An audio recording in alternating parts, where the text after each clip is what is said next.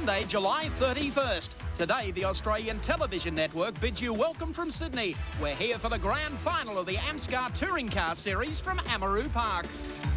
The 1.93-kilometre Annangrove layout is Australia's tightest road course. Just ask Dickie Johnson. Today's motorised menu includes the Coca-Cola Series finals for Formula Fords and Vs, the Stallions Stables 2WS Enduro for production cars, and all the thunder and lightning of the Toledo Tools Sports Sedan Pro cars. The James Hardie AMSCAR scoreboard shows Colin Bond a clear leader in the series from the absent Johnson, Jimmy Richards, Tony Longhurst, our own Neil Crompton and Trevor Ashby. During today's telecast, we'll catch up with Wayne Gardner's mixed fortunes in defence of his World Championship. Awesome Bill from Dawsonville will show us how it's trendy to be aboard a Ford in NASCAR land, and there's some good news too on the Bathurst scene. That's just a sample of what's to come on today's edition of 7 Motorsport, brought to you in part by NEC and Goodyear Eagles for performance all the way home. Thank you, Mike Raymond. It's just a glorious day to go motor racing. A fantastic program here at Amaroo Park this afternoon. Of course, not only final round of the AMSCAR series, but also final rounds of the season for the Coca-Cola bottlers, Formula Ford, Formula Vs, and also the Sports Sedan series out here this afternoon, sponsored by Toledo Tools. And a very special guest joining us for our telecast this afternoon. Great to have you with us in a different capacity, Dick Johnson. Thanks, Gary. It's a pleasure to be here on such a great day. This is a different role for you. You're not unaccustomed to speaking on television, of course, but you won't be behind the wheel. You won't know what to do, not changing gears. It should be a change, really, to just sit back and sort of survey the other people as they do their own thing around the Amaroo Park circuit. Well, without you out there leading them a merry dance, it's going to be a bit of cut and thrust between these other fellas. We're a bit busy getting our act together ourselves, so it'll be interesting to say the least. Well, cars are about to go on their warm-up for this first heat of the AMSCAR series. Let's check the grid with Mike Raymond and Neil Crompton. Thank you very much, Gary Wilkinson. Pole position, Tony Longhurst in the Sierra. Colin Bond starts out of position number 2. From 3, Jimmy Richards in the BMW. From 4, Peter Brock. From 5, Brian Callahan. Starting out of position number 6, Neil Crompton.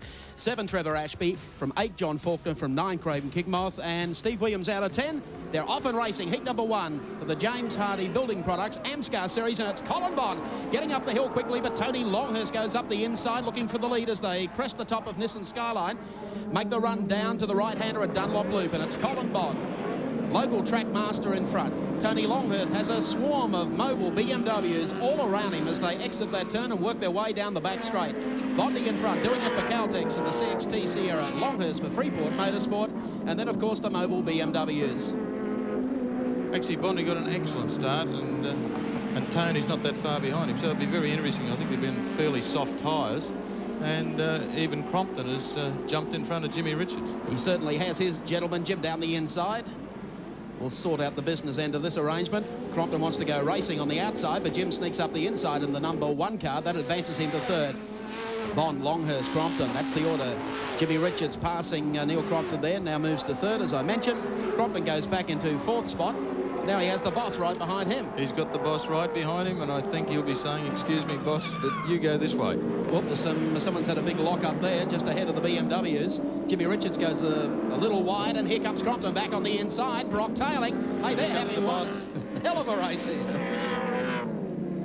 Their own little race as they work the back part of the course.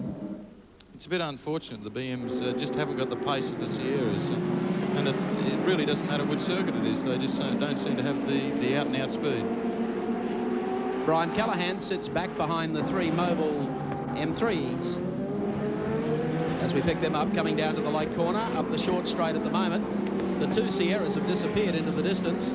Still Colin Bond in the Caltex entry, opening up a 4-car break over Tony Longhurst, then 4 cars back to Jimmy Richards, Neil Crompton, Peter Brock, and of course Brian Callahan in the number 47 Commodore.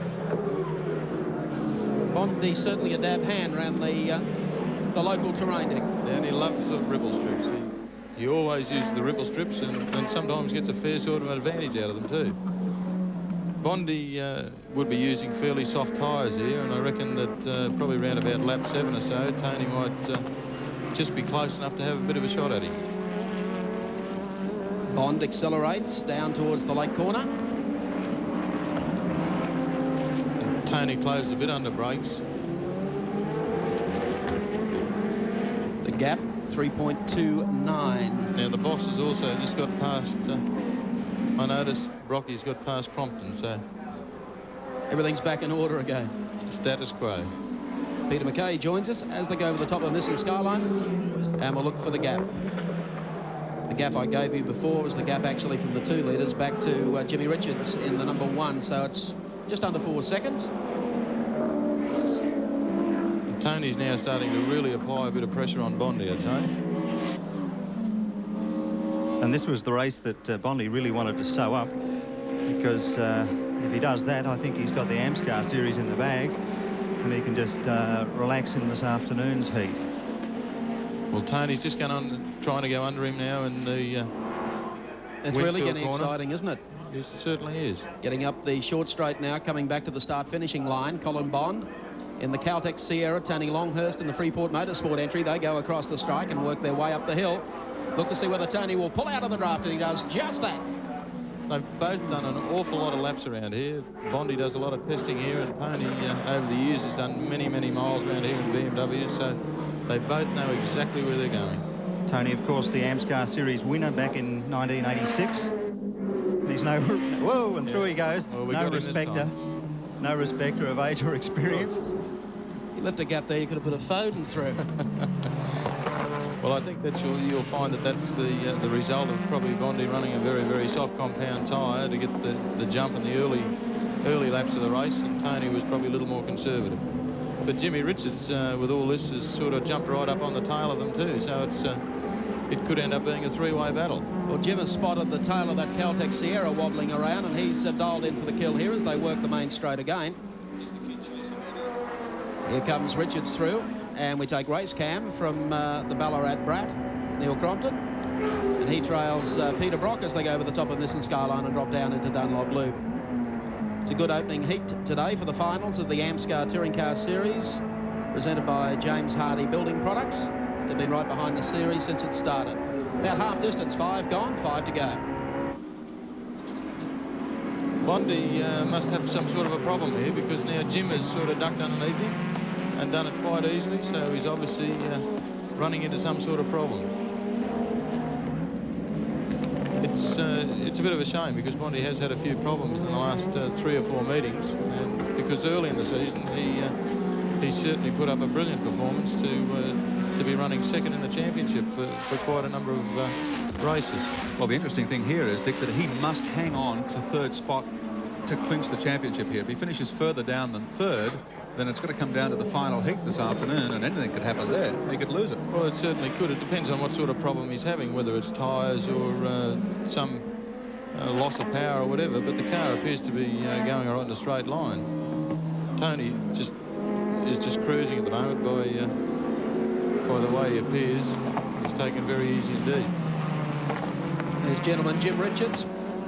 He's dialed up straight round the outside of Colin Bond, and he's going out after Tony Longhurst. And I tell you what, he drives this circuit very, very well, Jimmy Richards. Well, he drives every circuit very, very well. But he had so much... that's close to the wall. Well, he's an expert at that, of course, and I suppose that's one of the reasons he's such a good driver. Neil Crompton gets a little closer to the tail of Peter Brock's number 05 M3 as they work their way up Bitchapave Hill yet again, resting the top of Nissan Skyline. King to the left now, straight across to the right. He gave the boss a bit of a nudge going up the hill the first time. I think there might be some harsh words in the Brock camp after this race. Not hard to see he got the soft tyres then. Well, you never know. That like the peak of his arrow might get trimmed, I think. Dropner goes through, car number 7, working on the tail of Peter Brock, but Brock was quicker through that section of the racetrack. Up front, it's still the same Tony Longhurst leading from Jimmy Richards, Colin Bond, then back to Peter Brock. Neil Crompton is the next one through, and probably Brian Callahan with about 2 laps remaining. And that looks like Peter Ashby that's pulled by the side of the track. Yeah, the Lansvale Commodore, Trevor Ashby in some sort of trouble there, and the whole field has slid past him. Well, all but. There's Brian Callahan. Disappointing for Brian, because he qualified so well in the 47 Commodore. Must be a fair sort of a test, you know, like I can remember the days around here in the Falcon, like the tyres used to last for about 4 or 5 laps, and that was it. And that's a fairly hard compound around here on a car that heavy. As you can could see the car sliding there as he came over the top of the hill, telltale sign. Yes, the weather today would be an added bonus for anyone driving a V8, warming the tyres up. Let's have a look at what's happening back up front. There's our race leader coming around with 1 lap to go. That's Tony Longhurst from Queensland in the Freeport Motorsport Ford Sierra. Looks like Bond's going to hold on to third. Brock's not getting any closer, so that'll be a relief for the Caltex camp. And Crompton starting to put a little bit of pressure on Brock as well. Could be a little more interesting this afternoon, of course, when we go to the 20-lap final. So whether or not Colin Bond can rectify the problems. He's obviously going through at the moment with the Caltex machine. And here's Tony Longhurst down to Power Plus corner. On the way down to the left-hander at Toledo Tools. And Tony Longhurst looks like he has sewn up. Heat number 1 today. Great driving from Jimmy Richards, who makes it up to second coming out of that turn.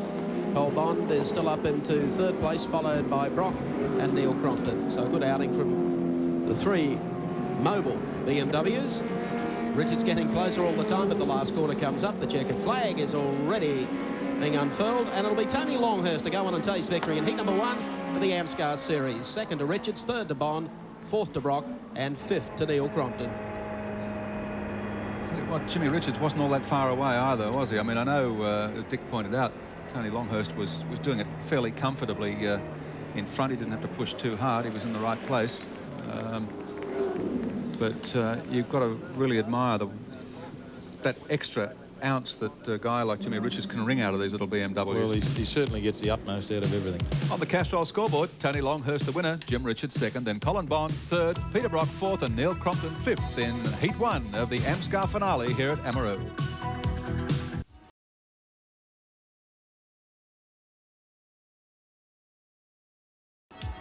On the grid for the 15-lap final of the Coca-Cola Bottlers Formula Ford Series at Amaroo Park. Andrew Gubb is on pole position. David Roberts alongside him on the front row, followed by Chris Maddich in third qualifying spot, then Martin Carpenter in the Van Diemen in fourth. Peter Salmon qualified fifth fastest, followed by Alex Jakovlevic in the Van Diemen, then Richard Steigler in seventh spot, Glenn Zampatti in eighth. Mike Mortimer qualified ninth, and Stephen Brook in 10th spot as the cars are away in the 15-lap final. Andrew Gubb getting the best of it, though, on the inside here as they come up the hill for the first time. David Roberts of Queensland goes very close to taking over the lead as they go to the top of Skyline. Prepare now, and he does just that. Gubb now drops into second spot as they make it into Dunlop Loop. Boy, haven't the Formula Ford's been putting on some cut and thrust stuff on the 7 network over the past few motor racing telecasts. It's David Roberts, race leader. We'll see whether or not Andrew Gubb can come back. Comes down the inside here as they make it to the left-hander. Andrew Gubb is the series leader, the man who qualified on pole position here. But as Mike said, it really has been a bit rough and tumble in Formula Ford the last few meetings, to the point where the drivers were given a pretty severe warning by officials out here yesterday about their behaviour on the track. Peter Salmon makes his way up into third as they complete the first of 15 circuits here at Amaroo Park Raceway. Race leader still David Roberts. Clear of Andrew Gubb as they go over the hill and drop into the right-hander. A little loose that time. Talking about being in the thick of the action, here's Neil Crompton. These guys are ripping into it, the Formula Ford lads, Wilco. David Roberts doing a great job here in front of Andrew Gubb. And that's a pattern that he's set in the last couple of Formula Ford races, and this being the final of the Coke Series, it's a pretty important one for him. Just as I was walking in, you were talking about all the drama at Oran Park. Wasn't that the most amazing carve-up of Formula Fords you've ever seen? The guys were going absolutely bananas. Yeah, well, these guys were read the riot act out here yesterday about their on-track behaviour, and if they didn't watch themselves, then they would pull the rug on the proposed Formula Ford race at Bathurst. Great shot of the cars coming off the pit corner and along what very little straight there is at Amaroo Park. I think it's straight for about 3 seconds. David Roberts, car number 4, the Duckham's entry from Brisbane. Andrew Gubb's really closed up onto the back of his gearbox now in the Today FM entry. The other hot topic in Formula Ford, Peter McKay, is this scandalous $500 entry fee. Oh, who is that? Martin Carpenter, is it? I can't pick it up from here. No, it's Chris Maddich, car number 66. My apologies to Martin and Pee-wee. Well, he's the lap record holder here, but he won't be setting any quick times on this one.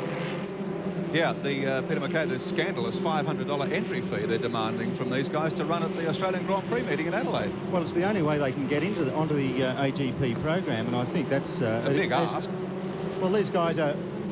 We've got a replay coming up of the Maddage incident. It looks like he got tangled up with Salmon in there as he came out of the second right-hander in Dunlop. The replay with the compliments of NEC. Chris Maddish on his way again, car number 66. He looks in his left mirror and all 4 wheels were still intact, so he thought, I'll press on. He couldn't do that last time. He was at Oran Park. Peter Salmon closing in now in 3rd position in the red car number 74.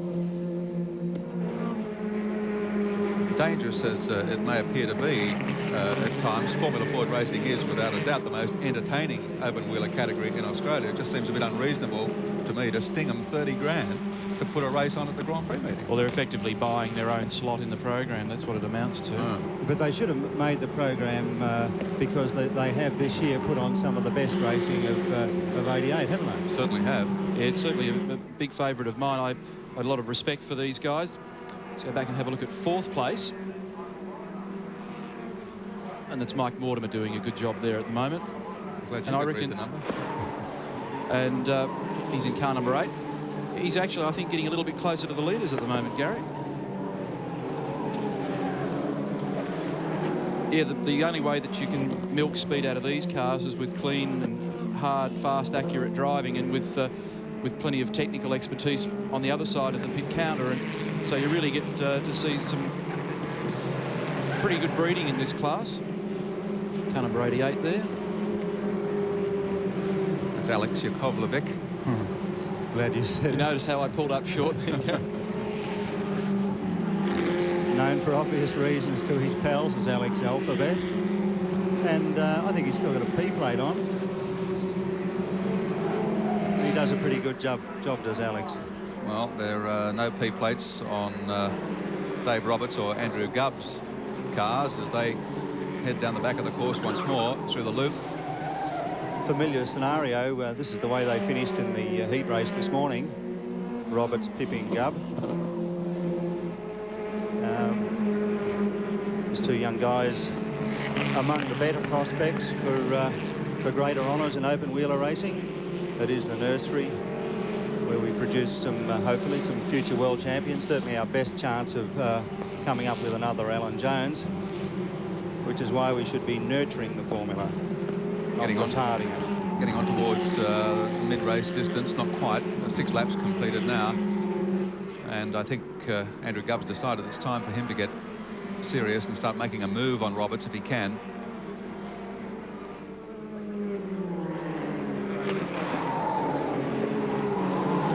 I think he's pretty serious.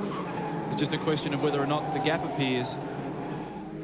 These 2 guys' cars are out of Mike Quinn's Formula Ford race hire stable. And the individuals putting together their own sponsorship deals to keep the dollars turning over to make them run. Good pals on the other side of the pit counter, but they're full-on fair income in the race. And very, very little between the 2 of them at the moment. Gubb just closes up a little on the way in. David Roberts seems to be pretty quick up onto the straight and up over the top of the hill. It seems to be where he makes a little bit of ground. Not much, but just enough to hold that lead. Salmon in there in 3rd, then Mike Mortimer in 4th place. In car number 8 behind him is 88.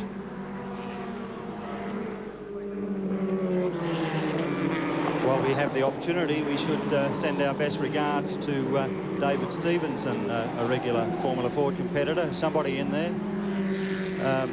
David sustained a fracture vertebrae in his neck at Oran Park in round 4 of the New South Wales State Series, and we hope he's back and up and around soon. Yeah, I heard about that, and apparently he really hurt himself quite badly, but he is as okay as you can be with that kind of injury. We send him all our best and hope to see him on the track again soon. So the 2 leaders go past whoever that was who went down into the Finnair sign at the bottom of the back straight. Andrew Clifford, I think, car 22, by the look of the vehicle.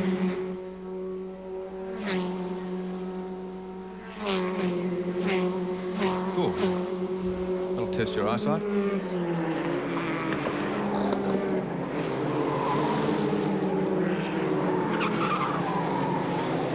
going at it hammer and tong now. Roberts and Gubb. Gubb, as I said, the series leader. In fact, if he finishes in second spot here, he'll still ramp up the Coca-Cola series for 1988. But I think he'd just like to see the checkered flag for the season ender here at Amaroo Park. And congratulations, by the way, to Coca-Cola. This is their 10th year of consistent sponsorship for the Formula Ford category here at Amaroo. Certainly welcomed by the drivers and everybody supporting this class, and I'm sure the large crowds that we've been getting at Amaroo Park this year. Roberts driving on his mirrors at the moment. You can see him just having a look back there all the time. I think this is Andrew's best chance in the last half dozen laps or so. He runs a little wide over the top at Nissan. Pokes down the other side. David covers his tracks pretty carefully. This stage of the race is probably his best opportunity to get to the lead, because the tyres start to go off a little bit and cars are not quite so precise on the road. But David Roberts doing a great job up front, covering his tracks, hitting the apexes. Salmon in there in third, 74. He was making a bit of an impression on the two leaders, but now has just fallen away a bit. In fact, behind him now we're starting to see a real battle develop. It's fourth, fifth, sixth and beyond. In fact, there's 5 cars involved in that one. Well, Salmon must be feeling lonely there in third spot as they come up the hill. That's him, the red car just going out of view at the bottom of the screen. Here we are, 4th, 5th, 6th, 7th, 8th. Nose to stern, a real battle. Mortimer under big siege now. Lonely but happy, I reckon. He's probably quite happy to see no traffic anywhere near him. Tries to get through on the inside.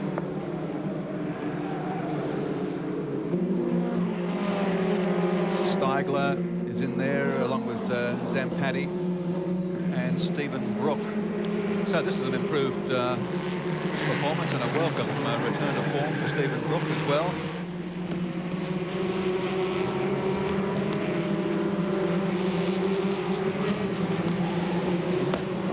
You may already have mentioned as I was arriving that Andrew Gubb has well and truly got this series stitched up. One of the interesting runners in this bunch of cars, though, Stephen Brook, no stranger to Amaroo Park, 37 years of age from Cat-Eye.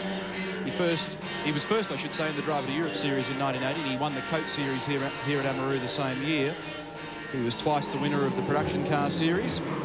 Drove the Perrier car very effectively, and he was out for the last couple of seasons, I reckon. But when he came in and made his first run at Amaroo Park earlier this year in Derek Hyler's car, he was straight back on the pace and earning points again, so he's doing a great job.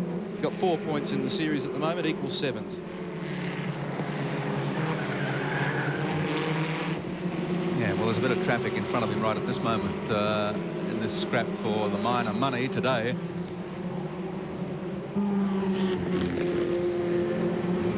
Mortimer, followed by 88, Yakovlevic, 72, Zampatti. Stephen Brook in behind them. The lap's unwinding. 3 remaining, in fact. Ooh.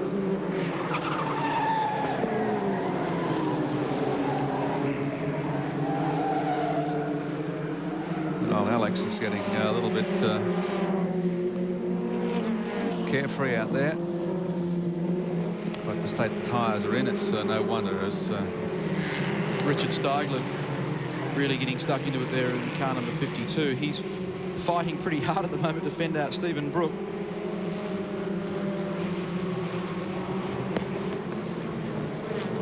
Problem down there when you've got so many cars there is whether or not you should maybe drive on your race line and try and get through there as quickly as you can, or whether you should try and hold the guy out behind you.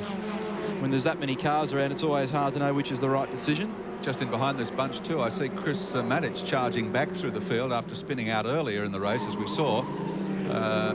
Obviously, he's not even going to come to grips with this group. But it's been a good effort to pick up from, must have been almost last, I guess, when he rejoined the race. And he's going to slot home in about 8th or 9th spot. But back with the race leaders, and Dave Roberts has fended off that enormous challenge from Andrew Gubb, and I think Gubb now realises that time's just about run out for him. Lap and a half remaining, in fact less than a lap and a half, coming around for the last lap board now, and he's going to have to be content with second place in this final race, Andrew Gubb, but as I said before, it will still give him victory in the series overall for 1988. Barring mishaps on this final lap. And Dave Roberts doesn't want any mishaps. Sweet victory for him. He was down the point score in the series, only 5 points in 6th position. No hope of taking the title. But title or no, it's always nice to see the checkered flag wave in front of you. Oh, still going Mike on Gordon back has been here. shuffled out here a couple of spots. He's copped the short back and sides. Whoops. They're having greats. Whoops. Richard Steigler touching wheels as David Roberts comes across the line in car number 4. The Duckham's Van Diemen snatches a win from Andrew Gubb. A great drive too. This is the battle for 3rd. Salmon, in fact, 3rd, I should say. This is the battle for 4th. What a ripper. Glenn Zampatti it was, who got 4th position across the line. So he's managed to muscle his way past Yakovlevic and Mortimer right in the final corner and get up to take 4th money. But no disputing the winner, arm raised in victory. David Roberts. Disappointment in the final race for Andrew Gubb, although he drove a mighty race nonetheless, and as I said, will be the Coca-Cola Series winner for 1988. They're official on the Castrol scoreboard. Roberts the winner, Gubb 2nd. Then Salminen, Mortimer rather, and Yakovlevic in the Formula Ford finale at Amaroo Park.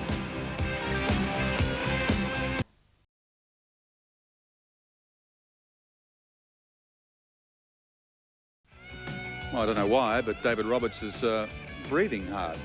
Don't tell me that was hard work. Oh, it was a bit of hard work. Congratulations on victory in the final round of the Coke Series for this year. It's been pretty hard racing in the Formula Ford category all around the last few meetings, hasn't it? It's been very hard, and I'd just like, while I've got a chance, the first thing I want to do is thank the crew, because they were absolutely fabulous all week. I'd like to make a big mention of Andrew. He kept me very honest. And a big thank you to Duckham's Oils, who are our major sponsors. Okay, Craig Shepherd from Coca-Cola is here. The presentation to today's race winner. David, on behalf of Coca-Cola bottlers, congratulations. Great race. Thank you very much, and I'd like to thank Coke for putting on a great series, and congratulations very much to Andrew Gubb for winning the series. Yep, you've taken the words out of my mouth. Andrew, come on in. We've got to have a quick word with you. It was a big effort to win the series, but it was just too big. We can't even see you under there. Sorry. It was too big an effort to catch Dave today. Well, gee, you tried hard for a lot of laps there. Yeah, he kept me very honest, but had a fantastic race, very clean, no problem at all. Unfortunately, I didn't win, but runner-up is just as good. Well, 10th year of Coca-Cola sponsorship. It's a great honour to win the series. Congratulations. Thank you very much. Okay, Andrew Gubb, the winner, and Dave Roberts having the race between them here in the final round of the series this afternoon. Well, the big news during this week in motorsport, of course, was the fact that all the difficulties regarding Bathurst have been resolved. It is great news. Bathurst is going to be bigger and better than ever. Here's Mike Raymond. For nearly a quarter of a century, Mount Panorama Bathurst has produced motorsport stability with its annual October presentation at the Hardie Touring Car Classic. Last year, a new-look Mount Panorama emerged. Concrete walls replaced the old picket fences, a new pit facility awaited the teams, and the event finally had World Championship status. The Australian Racing Drivers Club had given the marketing and promotional rights to Strathmore, a New Zealand-based group. In fact, everything seemed to be coming up roses. What happened from race time to last Tuesday has all the ingredients of a bestseller. The Eggenberger Ford Sierras were excluded from the race at a FISA High Court sitting. Peter Brock then became the readjusted winner. James Hardie Industries pulled the promotional pin. The ARDC wanted control of its own marketing and promotional rights and finally got them back earlier this week. So, is everybody happy? The dust is settling. It hasn't all settled, but it will. The idea that I like about the whole new deal really is that we've now established formally what's really been in place for 24 of the last 25 years. And it was only 12 months in the middle that Channel 7 weren't as heavily involved with the ARDC as they now will be formally involved. I think we've only re-established where we were before. We've been a little bit anxious, all of us sort of motor racing operators, wondering what will go on, and we're just so delighted to hear the news that we've got something concrete, we know what's happening, and it's business as usual. I always felt that, you know, I'd probably win this year because it looked like there wasn't going to be a sponsor for the race and there'd be no prize money. And I thought that'd be me for sure. You'd win the year that there was no money. But I'm glad that things have sorted themselves out. It's always been a great race, and I know it's just going to be a great one again this year. Speculation has been rife over which corporation may pick up the sponsorship rights to Australia's great race. There are several front runners and an announcement is expected soon. In the meantime, racers, sponsors, officials and fans agree that much sought after stability is back at Mount Panorama and the great race can only be greater.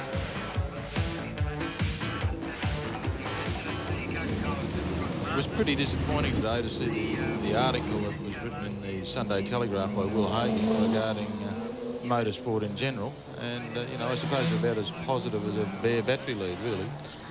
Yes, well, I think there's some positive things to come from Bathurst. Phil Scott and the Herald today, I think, puts a finer line on it. All the problems that they've had are now behind them.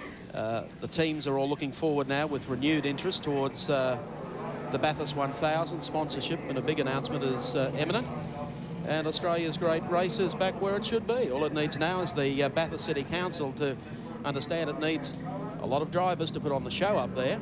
The ARDC are more than capable of organising it, as they have done for almost a quarter of a century. And of course the marketing arm now with the Seven network involved, I think it's fairly 3 positive steps towards a great continuation. And it is a great race, and I think it'll continue to be such for many, many years to come.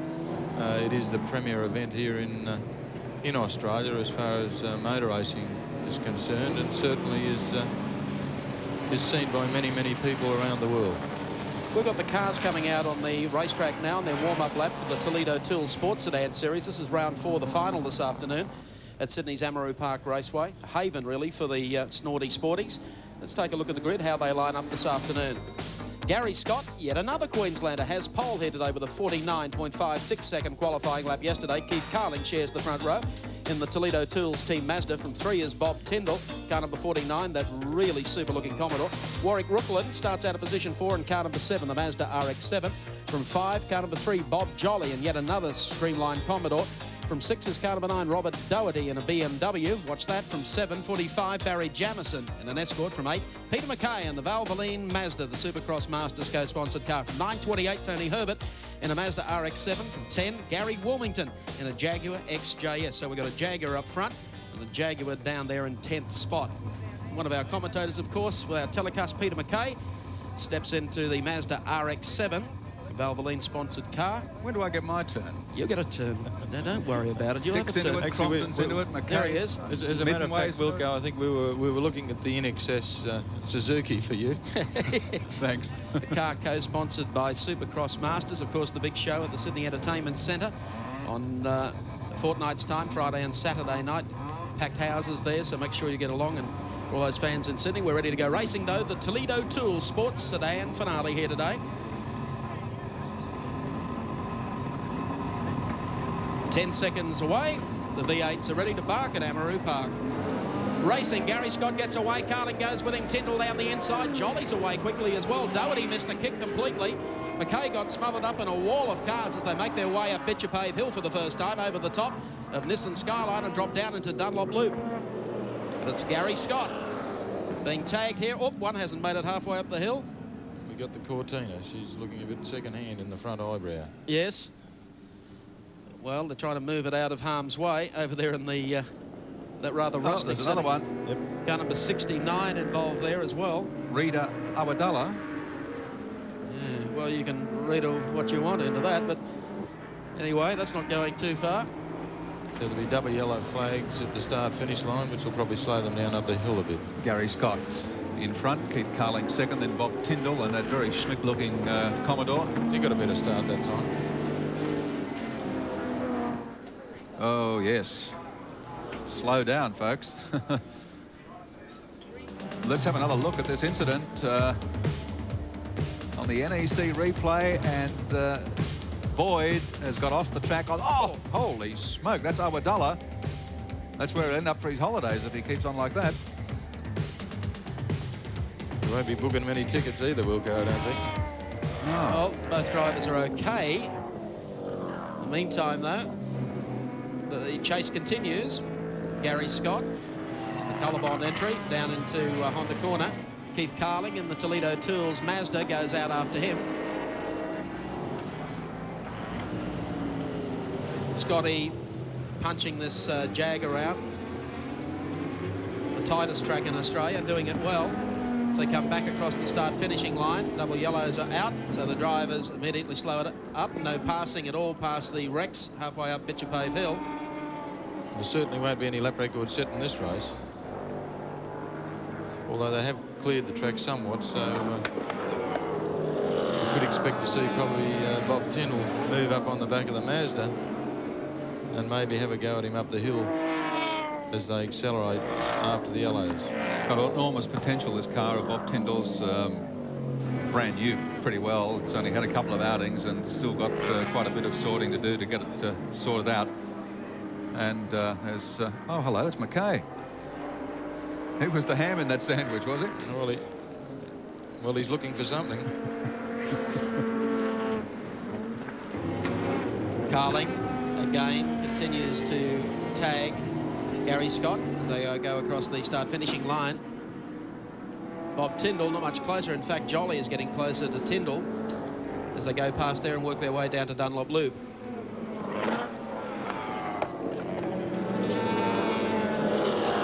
A 10-lap scream around Amaroo Park just about suits Gary Scott. If it was 20, I think Carling would really be able to give him the business in the tyres department. But that Jaguar underneath the skin is a very sophisticated sort of a vehicle, so you can imagine that Gary's tyres are really going to stay on the boil for the endurance of the race, I'd say. It absolutely bolts out of that Winfield corner. Here's the scrap for third. Let's have a look at Bob Tyndall, 33 years of age, from Sydney, driving the Commodore. Started racing in 80 in a Mini, first in the 86 Australian versus New Zealand series. Winner of the 87 Toledo Sports Sedan series. I think, not quite sure whether Bob was a star and throw Mama off the train. Bob Tyndall, Bob Jolly, old adversaries at Amaroo Park and going at it strong again here this afternoon. Jameson just in behind them in car 45, the red Escort, not the yellow one that got sandwiched up there before. These three doing their best to haul in the leading division, but they've got little hope. Past the half distance in this race, taking a little longer to run than we anticipated because of the early wreck that put at least 3 cars out of action. Bob Jolly's really starting to put the pressure on the Commodore now. And Bob Tyndall. He started a fair way down the grid, actually, Bob Jolly. For some reason, he must have had a few problems yesterday. I think he was around about 8th or 9th or something. So he's done a fairly good job coming up to challenge Bob Tyndall. They all get a bit close around here. As you can see, Tyndall trying to contain Bob Jolly at this stage. They're coming up on a lap car. Bearing in mind that Tyndall's car is a very new car. It's only done a couple of meetings, I believe, so there's still a fair bit of potential for that motor car in this type of race. Up front, by the way, Gary Scott still is the leader in the race now by a big margin over Keith Carling. I don't know what's going to miss with Carling's car, but he has dropped off the pace quite noticeably. So Gary Scott in no danger. This is where the action is. Bob Tyndall, Bob Jolly and Jameson closing right up behind them now. Jameson has been the impressive one in this race. Started off position 7 in that not so standard Escort. He's closing it right up behind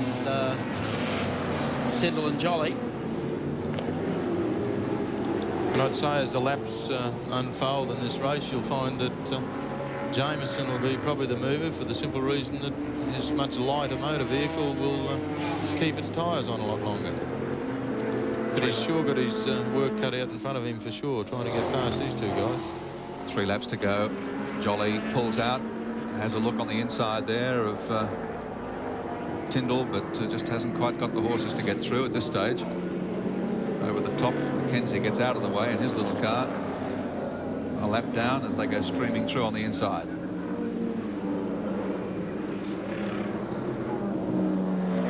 See whether Jolly can make the move here on Tyndall.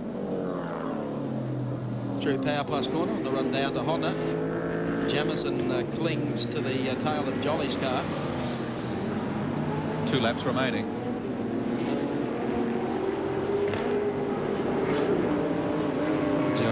The Rover's starting to have a go at, I think, the Commodore down the bottom corner. It's surprising that Jamison's car really hangs on to them coming up the straight, the very short straight here, but by the time they get to the top of the hill, he's reeled them in. Bob Jolly getting a bit anxious here. I think he wants to get past to ensure that he finishes up 3rd place in the series. There's no doubt Gary Scott's going to win the race and the series.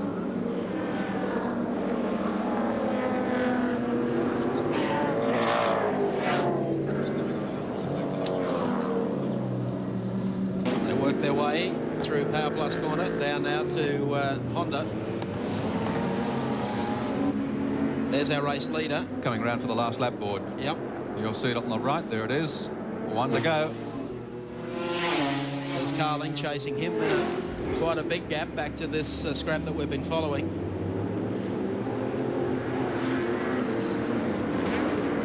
At 13 seconds, in fact, the gap from first to the dice back here is once again.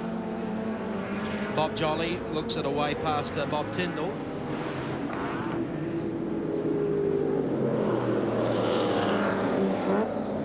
He's got 3/4 of a lap to be able to effect a pass if he can. Gary Scott, meantime, bounces clear, going down to the lake corner for the final time. And would you believe it, Keith Carling has come from the absolute clouds. From nowhere, Carling.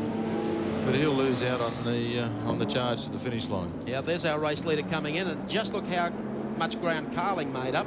Gary Scott picks up the win. Carling will get 2nd. And then we await the scrap for 3rd. Tyndall and Jolly. And I think it will be Tyndall. Not too much passing room between there and the checkered flag. So Bobby Tyndall will pick up 3rd, just clear of Jolly as they go across the line. 5th is Jamison. And Jamison finishes in 5th. Really a pity that incident on the first lap took out those cars and, of course, dictated the pace of the race. Because with about 2 laps to go, Carling came rushing at our race leader, Gary Scott. But Scott, he's done everything that was asked of him. Responses. He's put the car in victory lane yet again today here at Amaroo Park Raceway. Versatile young driver from Queensland. Let's recap the placings on the Castrol scoreboard. Gary Scott is your race winner. Keith Carling placed 2nd. Bob Tyndall 3rd. Bob Jolly 4th. And Barry Jamison was 5th.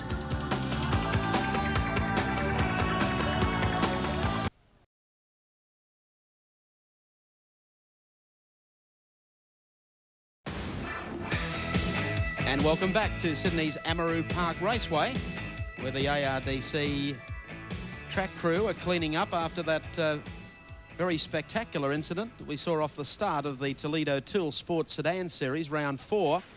Let's take a look at what happened on our NEC replay. As you can see, the field got off very quickly from the start. Gary Scott on the right-hand side getting away with Keith Carling. Then watch the group back in about the middle of the pack. Jeff Boyd becomes involved in the Cortina, and that's Rita Awadala who strikes the bank there and just plummets back onto the racetrack. And there's Rita's Blue Haven Pools entry. And it should be only a matter of minutes before they have all the cars off the track. In the meantime, let's go to Victory Lane. Gary Wilkinson. Well, there were 4 races in the Toledo Tool Sports Sedan Series here at Amaroo Park for this season. Gary Scott, you competed in 3. You won 3 of them. 3 out of 3 ain't bad. It's terrific, Gary. I think the result stands for professionalism of my team. They received tremendous support from Colorbond and Spick and Span Garden Sheds, and when you get good support and a great car, I think you've got to look at a winner every time. We're talking about the car. It just looks like pure brute force, but it is in fact an ultra sophisticated machine, isn't it? Indeed. Even though it's 10 years old, John McCormack designed it around the current F1 bodies and cars of the day, and this year with the sports sedans without wings, our car really has a year's development on all the other guys, and I think that's coming to the fore. Well, I'll bet when the guys work on the car, they use Toledo tools. Toledo sponsored the series. Wal Wallace is here to make the presentation. Wal? Congratulations, Gary. Throughout the year, we've had some very exciting racing here at Amaroo in the Toledo Sports Sedan Series. And on behalf of Toledo Tools, for a well-deserved win, I'd like to present you with your trophy. Thank you, Wal. Good. Thank you. Well, another big win. What's the next move for Gary Scott? Where you'll see us again in the Mitsubishi at the Pepsi 250, and then that's the build-up to the James Hardie. Oh, sorry, the replacement of the James Hardie 1000. Everybody's going to do it, don't worry. So, and then from there we go on to Macau and Thailand. So we're looking forward to a big second half of the year. Okay, congratulations. Thanks very much. Now, we're paging Mr. Okimura. Mr. Okimura, please come to the microphone. Oh, he's not here. All right, well, Mr. Bob Gooch will certainly do, the state manager for NEC. Nice to have you with us for a very special reason, to make a very special presentation to Dick Johnson. Thank you, Gary. NEC in Australia is represented by 3 companies: our home entertainment group, our communications group, NEC Australia, and NEC Informations with Computers. And we have today, Dick, a presentation to you of a product from each of those groups. From the home electronics group, a video camera.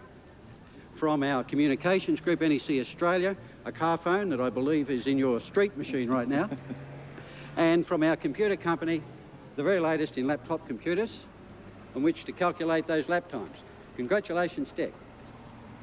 Thanks very much indeed, Bob. And at this point in time, I'd really like to say thanks very much indeed to NEC, and also to Park Royal and Channel 7 for putting that added bit more into motor racing, because it has been a fantastic series as far as we're concerned, and I'm just very, very happy to be able to be the recipient of all these lovely prizes.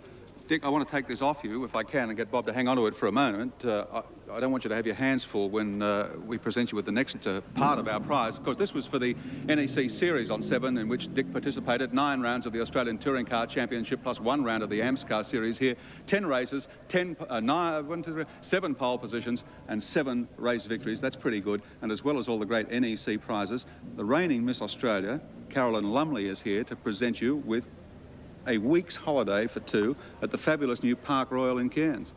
Congratulations. Thank you very much indeed. Thanks very much indeed. And once again, thanks to NEC and also to Park Royal. I know damn well that I enjoy the reef very, very much indeed. I go up there as often as I possibly can, and it'll be fantastic to be able to sample the hospitality that Park Royal will put on for us, I'm sure. Thank you. Okay, Dick, just before we go, brief word with Carolyn Lumley. You're heading off overseas yourself soon, as is Dick. Where are you off to? I'm off to London, Europe and Singapore, and then back for the Adelaide Grand Prix. This Miss Australia bit, it all looks pretty glamorous, but I think it's hard work. Oh, it's a lot of hard work. We, because it's a fundraising activity, it's a lot of hard work, and for that reason, I'm very grateful for Amaroo having us here today. They've been a great sponsor of the Quest for the last 12 months, and last year as well, when I was an entrant. I used to come down here selling raffle tickets, and look at me today. Fantastic. Okay, thanks for being with us. Carolyn Lumley, Miss Australia. We're going to take a break. We'll be back with more motorsport here at Amaroo in a moment.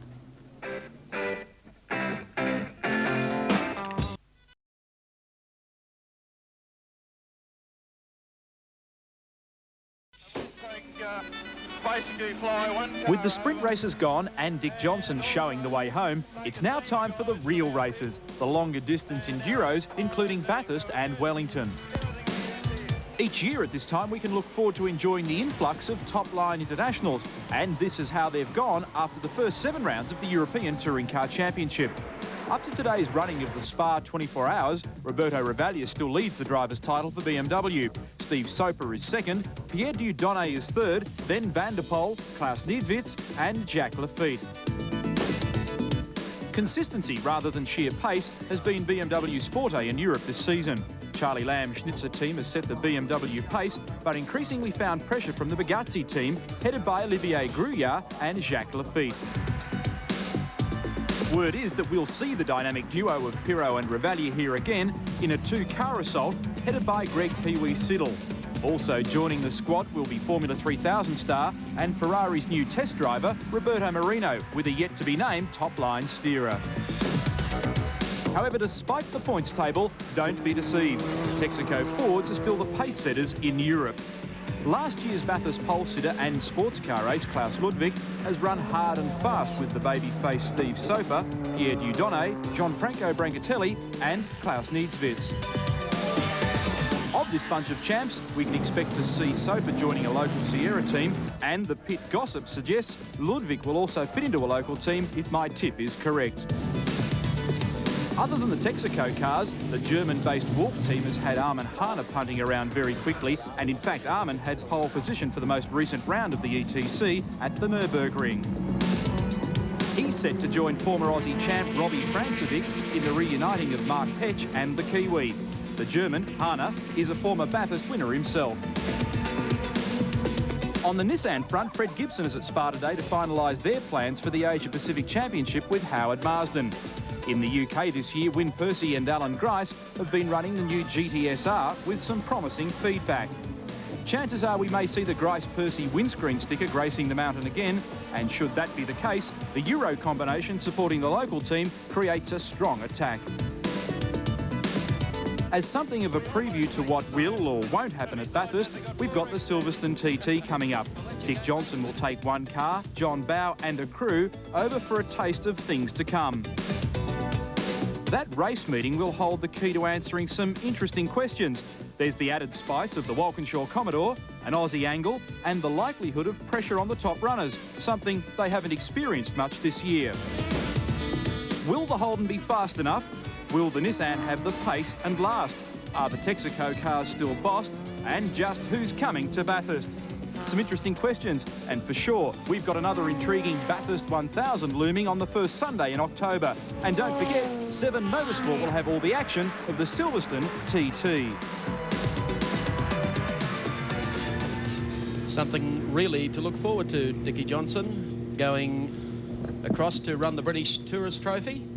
In the meantime, we're preparing for the production car Enduro, round 2. Peter Fitzgerald on pole from Gary Walden. Ken Douglas starts out of 3. Michael Preston from position number 4. Tony Scott in the Stallion out of position number 5. From 6 is Bradley Jones in the Stallion. From 7, Paul Fordham in the Commodore. From 8, 77, John Burke in the Toyota Supra. From 9, Terry Ryan in the Commodore. Rounding out the 10, John Mott, also in a Commodore.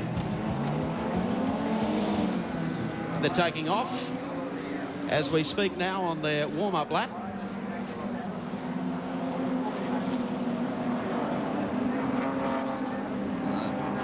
The first of 40 warm-up laps.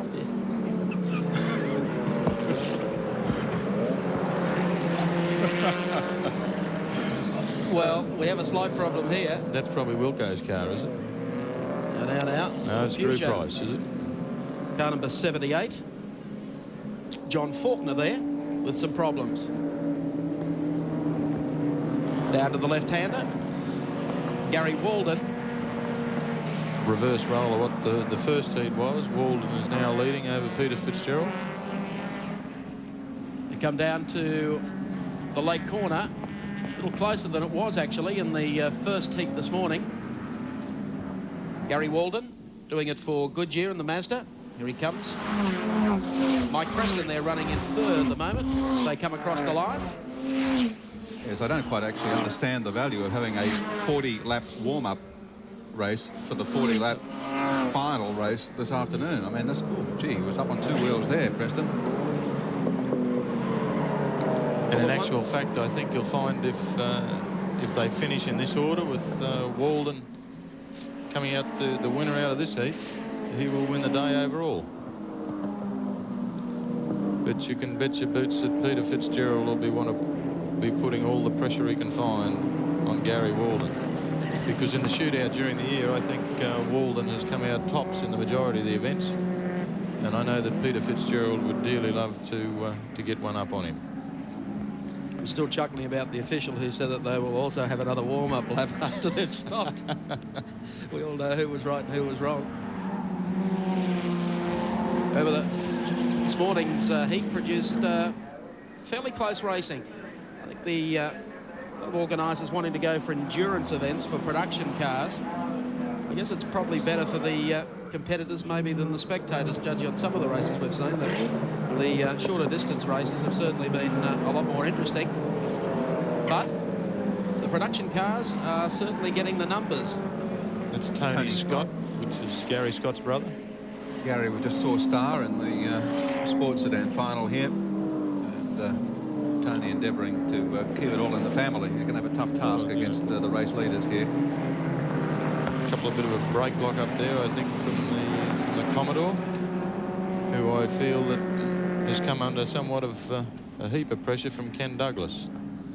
That much pressure that Douglas is now in front of the Commodore. They come along the short straight. Still Gary Walden leading from Peter Fitzgerald. Mike Preston in third spot, followed by car 41. That's Ken Douglas. Mike Preston's now in fourth spot. In front, yep.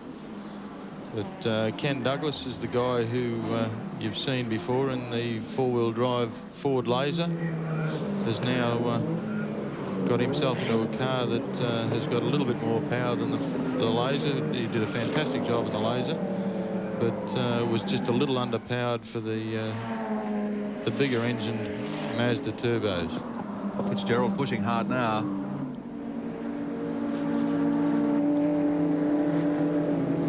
Ducking and weaving as they come through Honda. Walden using every bit of the road plus a bit of the green stuff on the side. Well, Fitzy tried to set him up by flying in here and trying to cut it on the inside coming out. And he's got half a chance. Only he missed a gear or something. Only the fact I think the Walden went from left to right across your screen. So he's fairly serious about wanting to win this race. Come across the line, Gary Walden in the Mazda. Peter Fitzgerald still very, very close. The top of Bitchapave Hill. And while these two guys are engrossed in their duel, Ken Douglas is slowly but surely creeping up on the tail of both of them. Only the second race for Ken Douglas's Mazda too, Dick, so he's sorted the thing out pretty quickly. He certainly has, and as I was saying before, he did a great job in the little four-wheel drive Laser that he was driving. And followed up, well, last weekend, I think, at Lakeside, finished fourth in the first run for the car. He'll keep the pair of them honest. If he gets any closer to the late corner yet again. And Mike Preston now is coming under a little bit of pressure from Gary Scott's brother, Tony Scott. They head up the hill. Those two Mazdas still powering away. Ken Douglas trying to stay with them. Let's have a look at Ken Douglas, 30 years of age, from Melbourne, driving a Mazda RX-7, began racing in 1982, won the National Laser Series in 85, and of course 82, 83, 84 and 86, the Victorian Series, fourth in the Production Car Championship at Lakeside. Kenny Douglas, he's doing well here today at Amaroo Park. And as every lap goes by, he sneaks up a couple of tenths, gets another couple of car lengths closer, so we can expect to see probably a three-way duel here in another 2 or 3 laps. Well, the one that be getting slightly agitated be Peter Fitzgerald, I would think. I think he would, because there's nothing worse than feel as though you're being held up when you're probably not anyway, and watch the mirror and see somebody else getting closer and closer with every lap. Well, Fitzy is really the ham in this sandwich. His problem, he has to get past without overcooking his tyres or doing anything detrimental to the brakes, because the race is over 40 laps, and that does test out a production car. It certainly does, and it gives the tyres a fair sort of a workout too. He's been reading that book on NASCAR drafting too. I can see that. A little untidy that time with the both of them, actually. Well, here's Douglas now, who, as predicted, is right on the tail of Peter Fitzgerald. Who's this, mate? As they come down towards the lake corner, Gary Walden, Peter Fitzgerald and Ken Douglas. Let's recap them for you on the Castrol scoreboard. As called, Gary Walden, race leader from Peter Fitzgerald. Kenny Douglas, so it's a Mazda 1, 2, 3. Michael Preston runs in fourth spot, and they're followed by Tony Scott.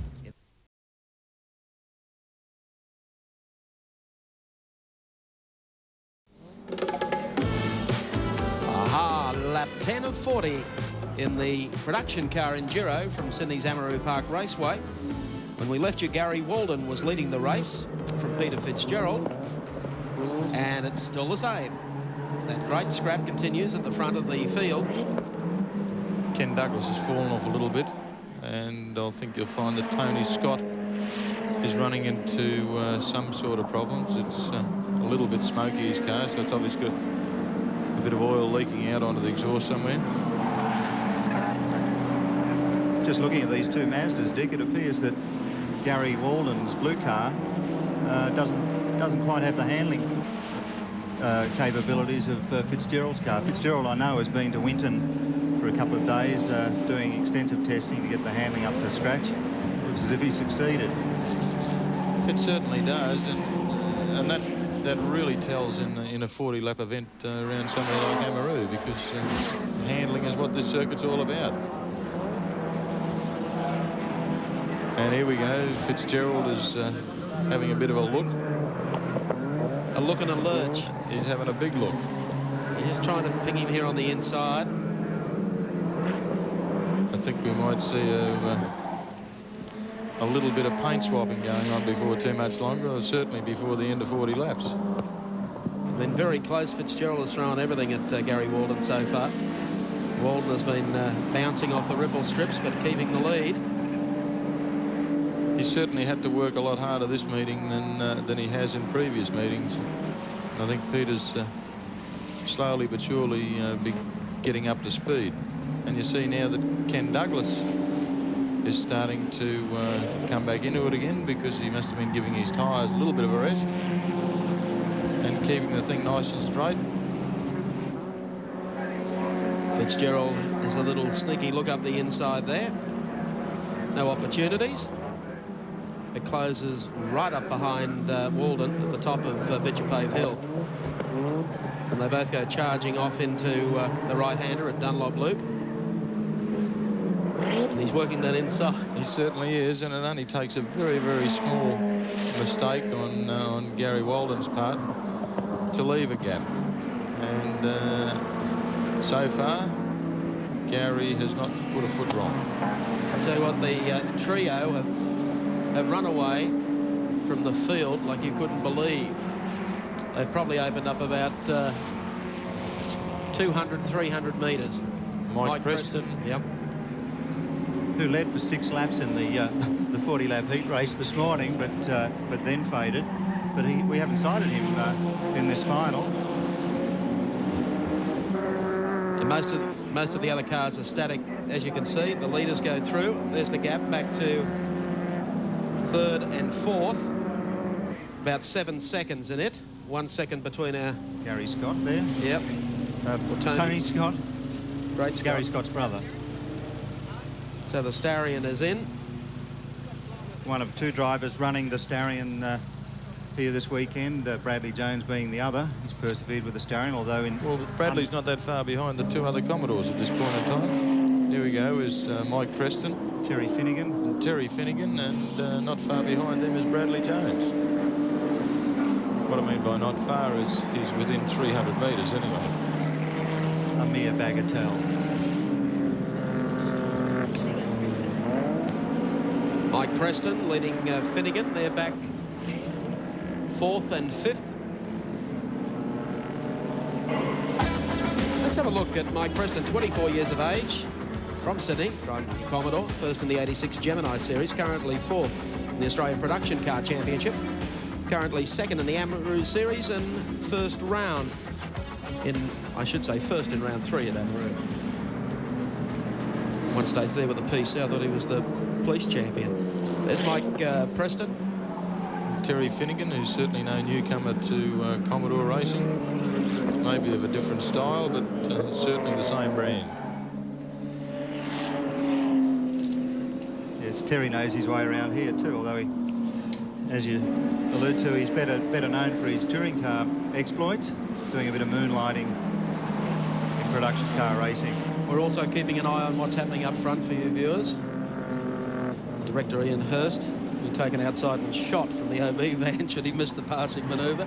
It is hard though. You try to cover as many cars as possible in this race, and they have spread out. And I'll go back to what I said earlier. Great for the competitors and the teams, but it's not the most enthralling racing, production car, endurance racing at this stage. Look like problems for young Scott. Tony? Just picked up a suggestion that might have been a power steering problem. As Peter Fitzgerald gets very excited about a possible passing move. Well, he certainly hasn't got any power steering problems, I can tell none you. at all.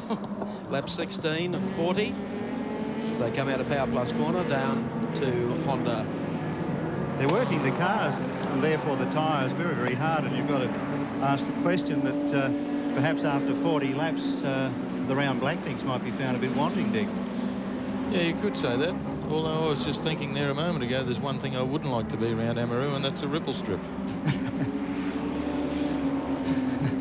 You wouldn't know whether you've been punch drilled or bored, would you? I'm not touching that with a barge pole. Across the line. Still Gary Walden looking for that little inside break as Peter Fitzgerald has kept the pressure on Walden from the outset. He certainly has, and Walden's done an extremely good job in keeping the car nice and straight. Well, you wear out mirrors before you wear out tyres in this business. Walden has looked in every direction around that corner. I don't think there's anything left. No, but all the time Fitzy comes up. Well, this is really driving in your mirror stuff. And you get the feeling that something's going to happen here shortly. Well, there's certainly enough laps left to encourage some sort of racing. And the way it looks, if something like that does happen, that I'd say the Mazda that is currently now running in third position could be the guy that's looking real good. Well, Gary had the hint of brake problems this morning, and that wouldn't be helping his cause right now.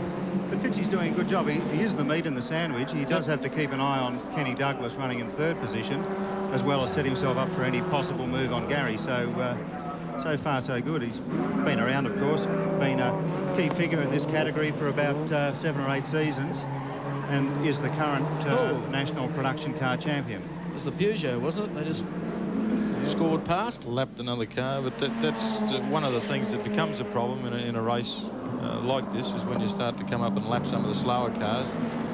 The slower car may see 1, maybe 2 cars. The guy that's third is at the end of the line and he gets sandwiched out. So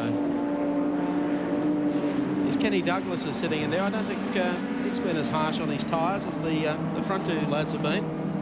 That's a good point, Mike. The front 2 have covered a lot of territory to in Gary's case, keep out Fitzgerald. In Fitzgerald's case, to look for a spot past Walden. They've certainly done more miles than anyone else on the track at this point in time. Laterally. Yeah, the Mazda has certainly been the dominator in this category in 1988. It's just got about everything for a production car, and its nearest competitor as Rick Scarf comes in for a comfort stop. Yeah, the Mazda. Maybe Wilco's going to take over, is he? Everybody else has had a go today. Yeah, the Mazda is the nearest competitor, I guess, is the Holden Commodore Turbo, but the Mazda being a sports car, lower centre of gravity, all of that stuff as we check out Rick Scarf's pit crew. The tyre stop coming up, a tyre change. And we can assure our viewers that nothing has happened up front. Rick Scarf and Damon Beck handling that car today. The thrills up front continue, though. Gary Walden doing it for Goodyear, and right behind him, Peter Fitzgerald. Doing it for Yokohama. Mike, you mentioned at the top of this the show that this category is quite healthy, and you're right, there are plenty of cars and a few dipped out in from this race. The grid here couldn't accommodate every entry. But I think it's a bit of a shame that we've got a $50,000 motor car dominating. It'd be a lot easier on the guys' pockets if something like a Suzuki Swift happened to be the front runner. But that's not the case, although the Suzukis are pretty hot in the small car class. Let's recap them for you on the Castrol scoreboard. Gary Walden is the race leader from Peter Fitzgerald. Ken Douglas still sits there in third. Mike Preston is fourth. Terry Finnegan is fifth.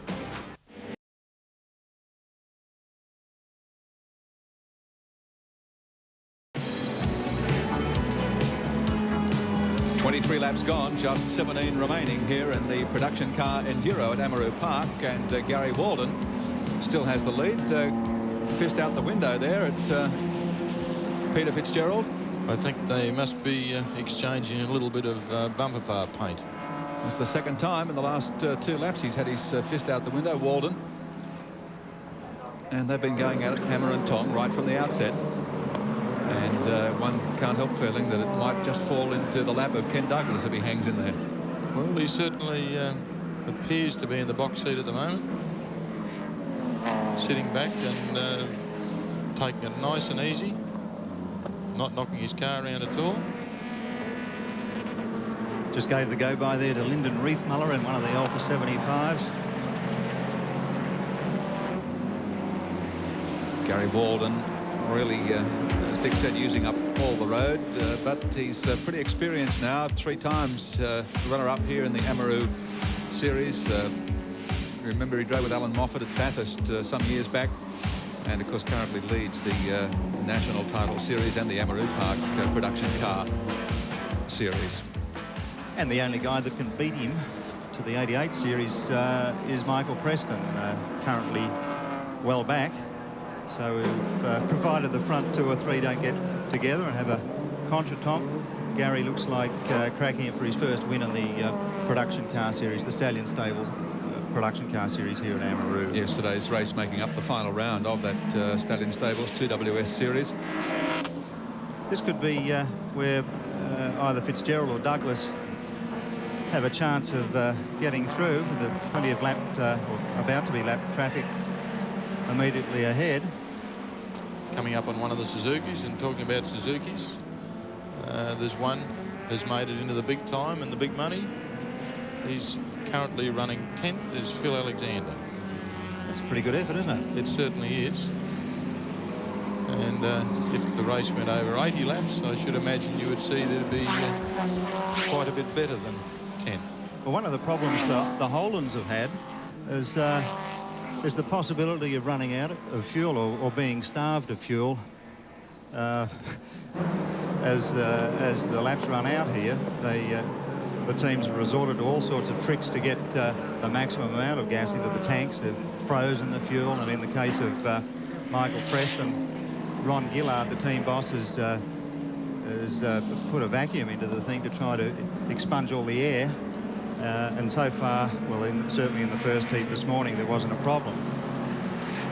But some of the Commodore runners face the possibility of starvation and then some head gasket problems or some yeah, well, I think piston problems. You'll find that most of the problem there, Pete, comes in when they get low on fuel and they start surging. The fuel runs from one side of the tank to the other, and they can't pick up enough to feed the engine. So you're getting it cutting out on a few corners here, there, and everywhere. So it's one of those problems you do have in this type of racing. There's the Peugeot, the 205 GDI. John Faulkner. They're a very popular little car in Europe, these 205 Peugeots. They're very, very difficult to obtain. They have a fair sort of a waiting list, I believe. Yeah, it's a one-off here in Australia in this category, and it's getting amongst the Suzukis, although I think the Japanese brand is still managing to come up a little class winner. But it's a measure of their speed.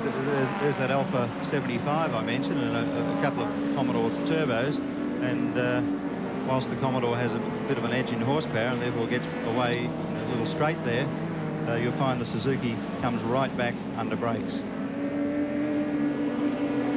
Oh, and we just give the Commodore a bit of a dust-up at the same time. Excuse me. Talking about a dust-up, this is the big dust-up in the race, the battle for first and second. Gary Walden. Kenny Douglas just dropped away a bit there, Gary. Yeah. That may have been a problem with the lap cars, of course. Yeah, I think he's been tangled up behind a couple of guys and has obviously been... just ordered a couple of drinks. He's just waving to the valley. Of course, what Peter has to worry about in the Yokohama Mazda, he's got to poke the nose out from behind Gary to get some fresh air, because he might get a poke in the nose if he's not careful. Well, they're not the greatest of pals, I've got to mention that. They've had the odd dust up. Maybe he just had a cramp in his arm, Pete, and wanted to stretch his arm a little bit. Benefit of the doubt. Well, that's a good move. Well, there we go. We've just Fitzy's gone with him, and and so has Kenny Douglas. The guy in the Commodore's done the right thing. Well, now that's given Douglas the advantage where he's been able to claw his way back to the tail of Peter Fitzgerald again. Well, the Castrol scoreboard tells us there's no change after 29 laps. Gary Walden still the leader, narrowly from Peter Fitzgerald, then Ken Douglas, Michael Preston and Terry Finnegan in the production car in Hero at Amaroo Park. We'll be back for the finish.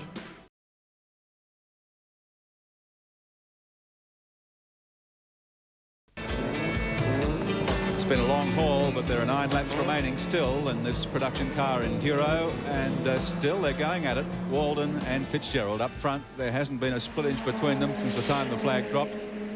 Ken Douglas in behind them in third place, car 41. 1 second the margin between first and third, and then a further 13 seconds back to fourth place getter in the race at this stage. Which is Mike Preston. Mike Preston, the first of the Commodores.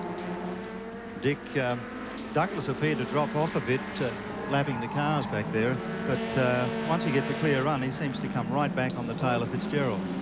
Yeah, well, just watching Douglas into the late corner, his brakes seem to be quite a bit better than the 2 guys in front of him, so he's obviously picking up a fair bit of time under brakes, plus the fact that I think you'll find that his tyres haven't been working quite as hard as these other 2 guys, who have been going at it hammer and tongs since the flag went down. So Gary Walden's done a pretty good job. Has indicated once or twice that he's not real happy with some of the things that Peter Fitzgerald's been doing to him. I think you'll find that the Goodyear sign is getting very thin on the back. But he certainly hasn't made a mistake, which has kept him in front for the whole 32 odd laps so far. So there's only about 8 laps to go. We can't leave this dice, but I should tell you that behind Michael Preston in fourth place, we've got Terry Finnegan in the Commodore, Brad Jones follows in the Stallion, Terry Ryan in another Commodore, and then John Burke in a Toyota Supra, David Morton in a Commodore, and in 10th spot, Phil Alexander in the Suzuki. I've got a funny feeling that this race over the last 5 or 6 laps is really going to start to become very interesting indeed. Well, if Fitzgerald looks anxious now, he's been anxious for 35 laps, I'd say. He's not going to get any calmer, is he, with payday coming up? The shock absorbers in these cars must be brilliant. They'd have to be Bilsteins because they've been bouncing over ripple strips and everything for the entire 40 laps.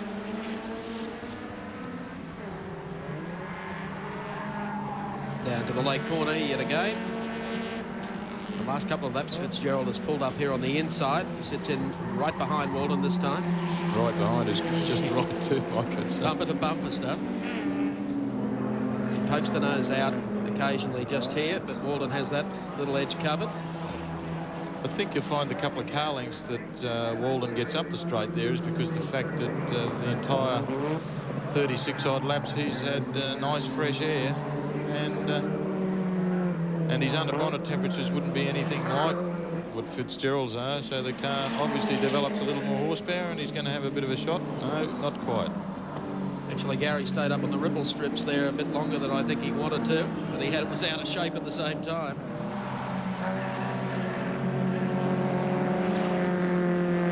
Same line, lap after lap for Gary Walden. He's done a great job, Mike. He's a great little driver. And same with Peter Fitzgerald. You know, it becomes very frustrating sitting behind someone for such a long period of time and knowing damn well that if the guy doesn't make a mistake, you can't get around him. Yep. Chill fuel to get more in and all of that. Once again, they go across the strike. Walden. Fitz closes again at the top of Bitchapave Hill. Now they all scarp straight across the dirt and the pebbles and everything here, and they usually get a second bite on the exit here. Further back, there could be a That's the trouble when you're driving blind behind the bumper. You forget where the track goes. Well, that's one thing about motor racing. You have to tend to not even see the guy in front. and try and be able to drive your own line, and as if there was no one there, because it becomes very difficult to see where you're going. And actually, that's just dropped Fitzgerald a little bit off the back of Gary Walden, which has given him a little bit of a breather. And that probably is about all Gary needs to be able to settle himself down and put in a few really, really quick laps using the lines that are certainly the quickest. And I think you'll find that that our second place man, Peter Fitzgerald, could even come under a little bit of pressure from the Mazda in third place, which is Ken Douglas. It's amazing how that one tiny little error can cost you so dearly when they've been running bumper to bumper. Pete got up on the ripple. Laps, yeah, Pete got up on the ripple strip and then got over the ripple strip and then got out near the tyre wall. And it's just so difficult. Once you lose those 3 car lengths, it just becomes so difficult to pick them up, for the simple reason that you've got to wait for the guy in front to make a mistake so you can pick him back up again. Further back, Terry Finnegan seems to be swerving his Commodore from side to side, so he's got fuel problems, and that's allowed Brad Jones to move up on him. But we'll stay with the front dice. It's where it's all happening. 3 laps to go this time across the start-finishing line. Everything looking pretty good for Gary Walden as he takes off up Betchapave Hill. I reckon Peter Fitzgerald will be really kicking himself right about now for making one very, very slight error and getting too far up on the ripple strip, which has just got him off the tail of Gary Walden, who has not put a foot wrong. No, as Peter mentioned earlier, Gary and Peter are fierce rivals. I don't think they mix socially. In fact, I'm damn sure they don't mix socially. So the arm out the window telling Peter to get off the bumper would have been great stuff if it had gone all the way down to the wire, just to watch them pull up and step out of their cars at the presentation and watch Gary Wilkinson have to beat him off with his cane. But it's also very easy, you know, to say those sort of things, Mike, but driving as close as Peter Fitzgerald did for 40 laps is... admirable restraint, I thought. It certainly is, you know, and full marks go to Peter for who had numerous opportunities of launching Walden into the scenery. Well, it only takes a tap and it gets the guy out of shape, and the second place becomes first place, doesn't it? Well, it's certainly memorable of days gone by when the Alpha Sud series and Alan Grice and Tony Longhurst and company, they certainly were fender benders. So I record Dick Johnson and Peter Mackay were in about as much trouble. Those Nissan series. We've both had the loose change coming out of our pockets at some different stages. But I think Peter was one that used to have tyre trouble. By keeping them on the rims.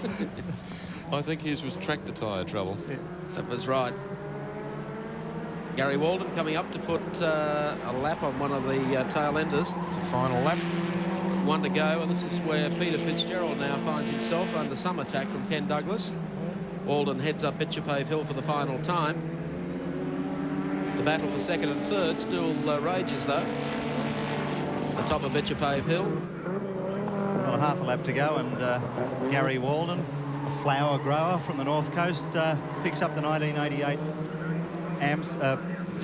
Stallion Stables production car series. And the 2WS series. Yeah, of course. And Brad Jones has actually got past Terry Finnegan, who was obviously running very, very low indeed on fuel. This will be a good finish for young Bradley and the Valvoline-sponsored Starion. In the meantime, though, we're about less than half a lap, quarter of a lap away from victory for Gary Walden. Been a great day for Gary and for Goodyear. He's also got his air brakes on. Yeah. The Mazda coming out at the lake corner, coming up to the final turn now. The gentleman is ready with the checkered flag, and Gary Walden is going to strike pay dirt at Amaroo Park this afternoon for round 2 of the Stallions Stables 2WS production car Enduro. That's how far back the 4th place getter is, or 5th.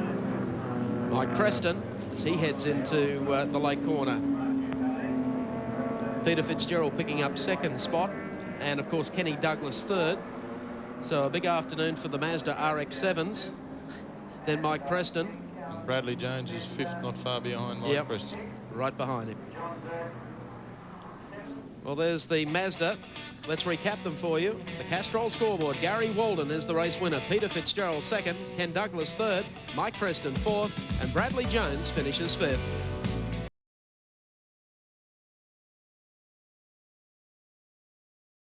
It was only half joking when he suggested I might have to use this stick to keep Gary Walden and Peter Fitzgerald apart, but Pete didn't turn up at the presentation. Things were a bit willing there for a few laps. About 40. No, actually, Peter probably deserved to win. He played it very fair. We rubbed bump bars 6 or 8 times, but that's part of the sport. Well, I think it's a tribute to both of you that you can race that tight, that fast for so many laps and not bring each other undone. It was a great spectacle. Yeah, actually, Peter and I raced quite close, quite regularly, and touch wood, we haven't had any problems yet. Greg Pace is here from 2WS. This, of course, is the Stallion Stables 2WS Series finale here today, and the winner of the series and the race, Gary Walden. Thank you, Gary. Fantastic effort. Congratulations. If I may, I would like to thank Goodyear, Melbourne Clutch and Brake, Graydon Gears, Eurospray, Castrol, and everyone that supported us through the last 12 months. Big effort. Thank you very much, Gary Walden.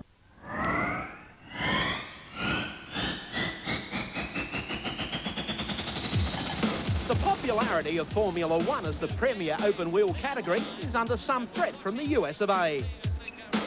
The current IndyCar series continues to grow in appeal, basically because the turbo set are taking their show to the road and street courses and breaking up their oval track appearances.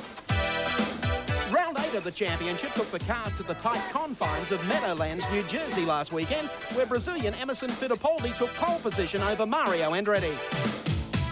Row 2 was made up of Teo Fabi's Porsche and Danny Sullivan's Penske Chevrolet, while Indy winner Rick Mears and Al Unser Jr. shared the third row. At the start, it was Fittipaldi who stormed to the front in the Marlboro March, with Mario tucking in for second and road course expert Sullivan a close third. The first yellow flag came out within 2 laps when Irishman Derek Daly and rookie John Andretti tangled and slid into the concrete wall. Needless to say, both drivers were unimpressed and gave different versions of the incident. Sullivan was showing a total dislike towards following the leaders and made his move, displacing Andretti to third with this neat inside pass on the approach to the chicane. The attention of most spectators was focused, however, on Al Unser Jr. in the Valvoline entry. He started 6th, but had the hot setup for the bumpy and abrasive road course. Little Al's race cam demonstrated just how physically demanding the Meadowlands layout can be.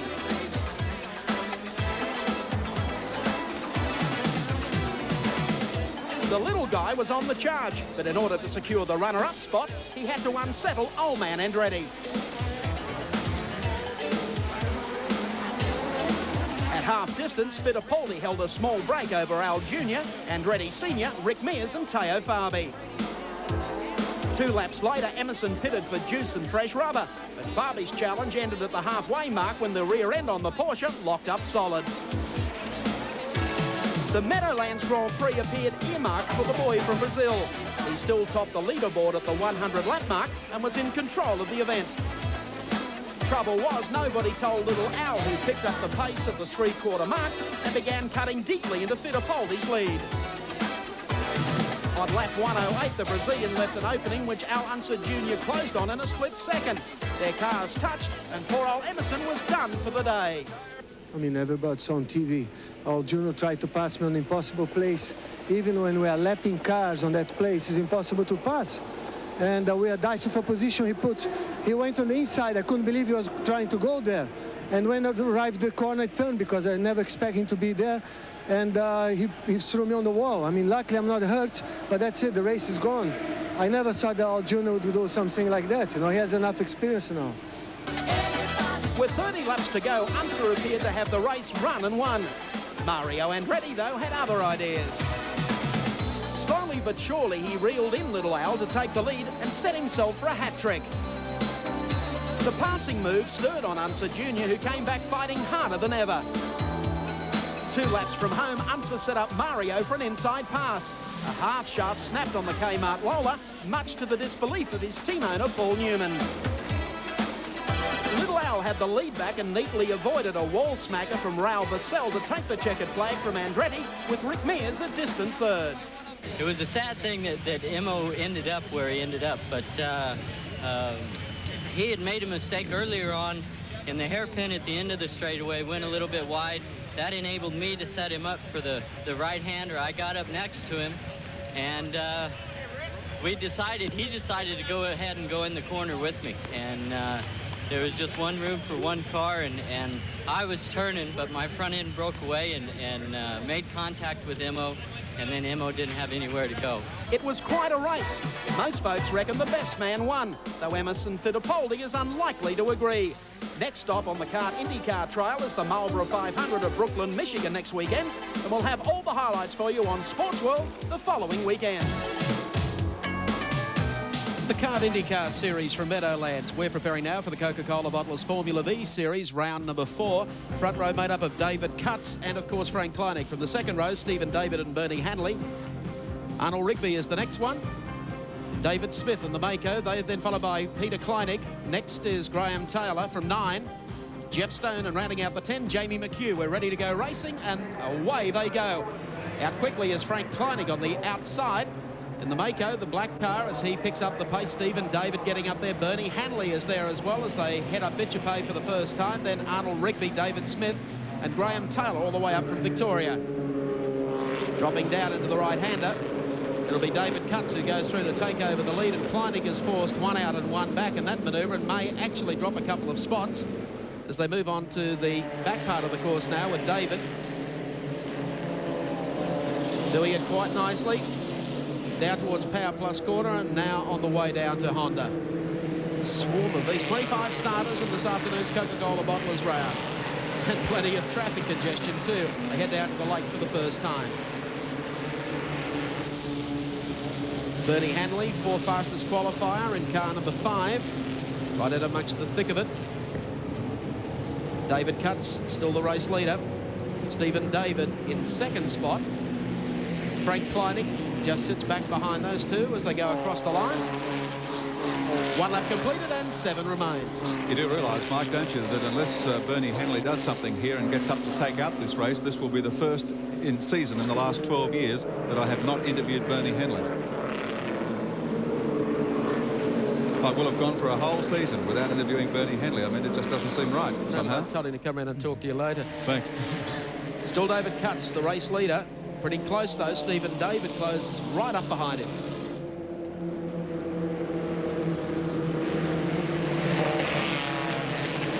Frank Kleinig sits in 3rd. I think we're set for a good scrap between David Cutts and Stephen David. Well, Frank Kleinig might be doing okay in the money at the moment. Son Peter has just headed for the pits. Goes Bernie Hanley, car number 5, the Toledo Tools entry.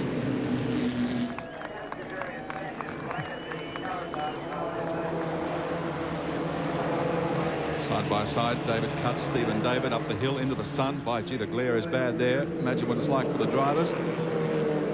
Can't see a thing. It's a good move, that one from Stephen David. He's got the lead now and speared away by a couple of car lengths. It's Frank Kleinig with Bernie Hanley glued to the tail of his car. Looks like Arnold Rigby tucked in just behind them as well. Car 29. Here comes Kleinig down the inside. Good roll. The enforcer, he takes up 2nd now as Bernie Hanley going the outside on David Cutts.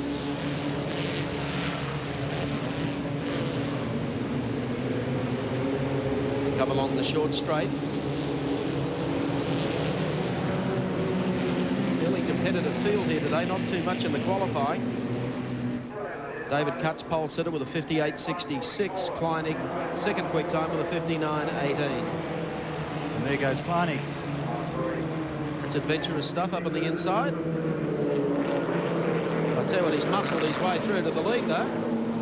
He looks very serious about it today, Mike. He sure does. Currently equal first in the point standings with David Cutts, and the man that comes up trumps out of that personal duel today obviously takes out the series.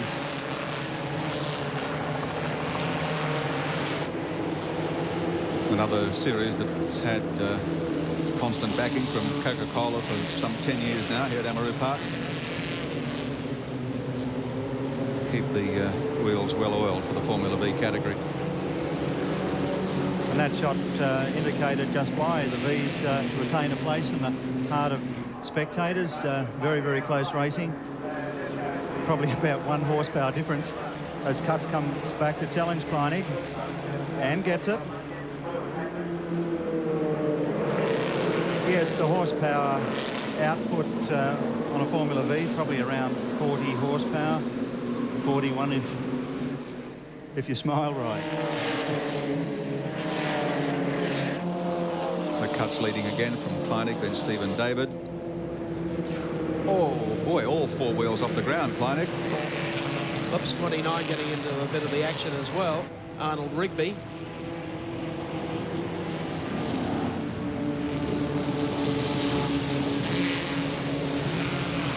To the late corner again. 5 laps gone. 3 remaining. David Cutts still leading the field. There's Graham Taylor, 144 from Victoria going through. David Cutts still leads, going up the top of the hill. Kleinig pokes the nose down. David Cutts, 25 years of age, from Sydney, and driving the Spectre.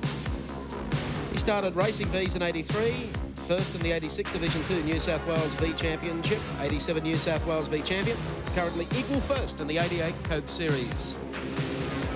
He's having a good day here today too. It's good to see a young face get up there to challenge the old guys like Bernie Hanley and Frank Kleinig. They've certainly dominated V racing in this state for many years, but they can't go on forever. Yeah, you tell Bernie that. He's well adjusted for another 20 years in the sport. And that man there, Frank Kleinig, a 50-year-old, a very sprightly 50-year-old, and obviously still cuts it with the young blades. This is a form of racing where you can't really beat experience. Stephen David having a big go on the outside there, but there's no way he's going to get through. Tucks in behind again. Now goes down the inside of Kleinig. Still can't get through.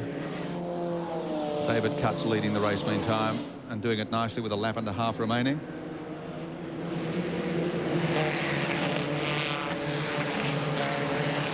They are closing rapidly on a couple of tail enders, so this could cause a nice little stir with just 1 lap, the last lap board about to go out.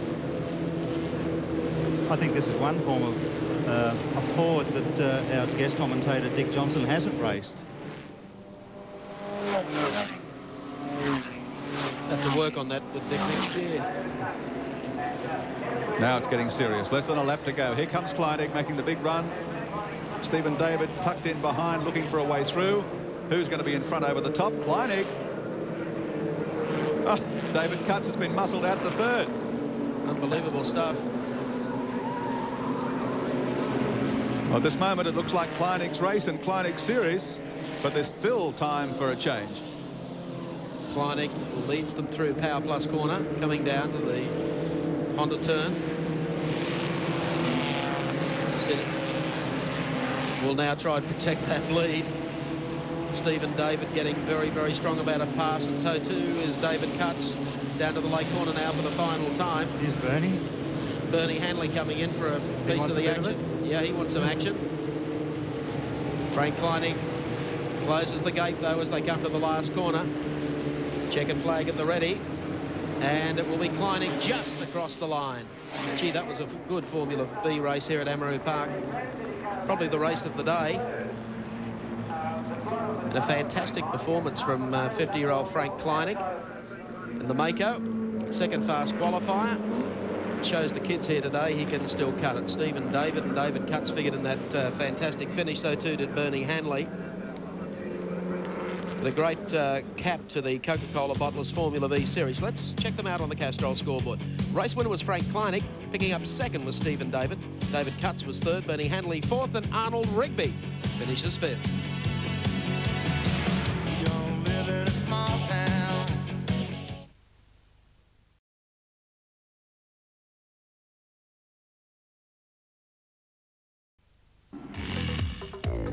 It's often a bit of an uphill battle, but by scouring the globe, we've come up with another episode of our World Wrap. Last weekend's 7th round of the World Sports Car Championship brought Jag and Benz back together for another showdown. The score to date, Jaguar were 4 wins, including the prized 24 hours of Le Mans. But Brands Hatch was a toughie initially. It was neither of the fancied runners who featured. The number 7 Porsche, driven by Klaus Ludwig and Bob Wallach, was the pace setter until this debacle. The leaders came up on a C2 class car. He got out of the way for Ludwig, but Mauro Boldi was balked and taken out in the Benz, with Mass, his teammate, going with him. The race was stopped, and from the restart it was a different deal. Martin Brundle took control in the silk-cut Jag. The Wallach Ludwig car was now second, with Boldi and Schlesser in third. Kamikazes were a feature of the race, and the same car that took out Boldi also lost a wheel to cap off a dopey day. Brundle went on to win, and the battle for the title may go down to Sandown. On 3 and 2 wheels, there was some carnage last weekend at Mallory Park. In the sidecar feature, number 39, Steve Noble and Mick Parker had a nasty moment when they flipped their outfit. Mick was struck by the following bike, and while both were knocked around, serious injuries were avoided. At the same gig, the solos also turned in a bruiser. Brian Morrison upended his Honda and thankfully survived to tell this tale. In Formula 3000, Roberto Marino's winning streak ground to a halt. The 6th round at Enna in Sicily was a day for the desperates. The race got off to a bad start when Gregor Wojtek KO'd Marino, causing plenty of chaos through the first turn, and the event had to be stopped. The restart was a Pierluigi Martini benefit. His fine drive gave March a much-needed win. Olivier Grouillard finished second ahead of Michel Trollet, both driving Lolas. Roberto Marino still leads the points table and has also clinched a Ferrari test contract. Across the Tasman, the New Zealand round of the World Rally Championship unearthed the first-time winner. With Lancia already locking up the title, there was no need to go down under, but Josef Hader took his Opel Kadett to Kiwi land, and it proved to be a good move. Jimmy McRae led early in his Ford Sierra, but was forced out after a strong showing, and it was plain sailing for the Austrian. He led home Ray Wilson of New Zealand in the Mazda, and Mal Stewart, also of New Zealand, in an Audi. In Formula 1, the second wet track of the season greeted the field at Hockenheim last weekend. The race was another giant snore. McLaren will not be beaten. That's the simple message by the halfway mark in this season. And interestingly, it seems Ayrton Senna may not be beaten. He drove another flawless race on Sunday night, thrashing everyone, including teammate Alain Prost, who made his first mistake in a race for many a moon. Gerhard Berger had an eventful race in the Ferrari, demonstrating the turbo's grass track ability, but never looked like tagging Senna. Ayrton is only 3 points behind Prost, and remember, only 11 of the 16 rounds count for the title. In motocross, the 500cc world title might have been wrapped up after a practice incident in the Dutch round. Englishman Dave Thorpe crashed and broke his collarbone, allowing Eric Gabors here on bike number 9 to run rampant. Gabors of Belgium has previously won the World 125 and 250 titles, and now he's set to become the first to win all 3. Here in Holland, he picked up a win and a second with some great passing moves, setting up his history-making act. On the same subject, Aussie Jeff Leask rode last Sunday in San Marino, subbing for Thorpe. The Honda rider finished third in Leg 1 and was leading the second until the bike failed. It's Jeff's second great world title showing, and Roger De Costa has asked Jeff to join the Honda team's World 500cc title for 1989. Following BMW's boardroom decision to stay out of Formula 1, Motorsport chief Peter Floor has resigned. Floor rose from a successful stint in sales to command the Motorsport division to its recent successes, but couldn't cop the latest decision. And Jeff Brabham is enjoying a career high at present in the Camel IMSA Sports Car Series in the US. Last week at Road America, he knocked up his 6th straight record-breaking win in the Nissan GTP ZX Turbo. The opposition includes Tom Walkinshaw's Jags, and this sudden good form has earned Brabham a super licence to drive in Formula 1 if required. That wraps up another wrap, but I can't leave you without a peek at the off-road races in Kempsey last weekend. Cop this as Herbie goes bananas.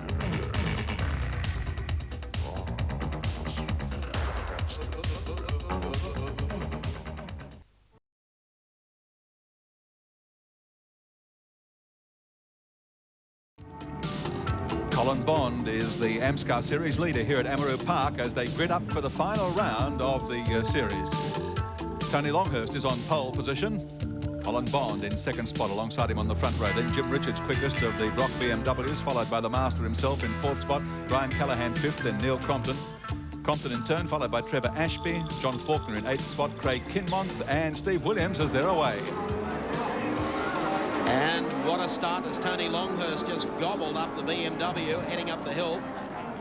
Colin Bond was just a little slow to start yet again, and there's one of the BMWs sideways. Yes, the skid lid kid, as he goes round the outside, or attempts to, of Colin Bond as they work their way onto the back straight. Look at this up front. It's been a long time since we've seen a BMW lead a touring car round, and it looks like the master, Jimmy Richards, has been able to pull off a sensational start. Richards leads from Longhurst. Bond is the next one, followed by Crompton. Brock is next in line, then followed by Brian Callahan and Trevor Ashby as they head down to the right-hander at the lake. Now, can Jimmy Richards hold off Tony Longhurst? Well, he certainly won't in the horsepower stakes as they head up the hill. Crompton's gone wide and let half the field through. And here comes Tony Longhurst down the inside of Jimmy Richards. Brian Callahan also picks up the pace too as they race to the top of Bitchapave. So Bond is in third. Brock fourth, then Callahan. Got some ground to make up on the leading pair, though, Colin Bond. Actually, I think Tony Longhurst to be feeling pretty comfortable where he is at this point in time, with Bond being back in third place. And obviously just content to sort of circulate around and look after his car for 20 laps. That was a magic start from Jimmy Richards. And here is Longhurst, still leading from Richards. Bond is the next on the queue, followed by Brock. Callahan, Crompton, Ashby, the next trio. And the rest of them beginning to tail out already as the leaders over the hill again, wheels up.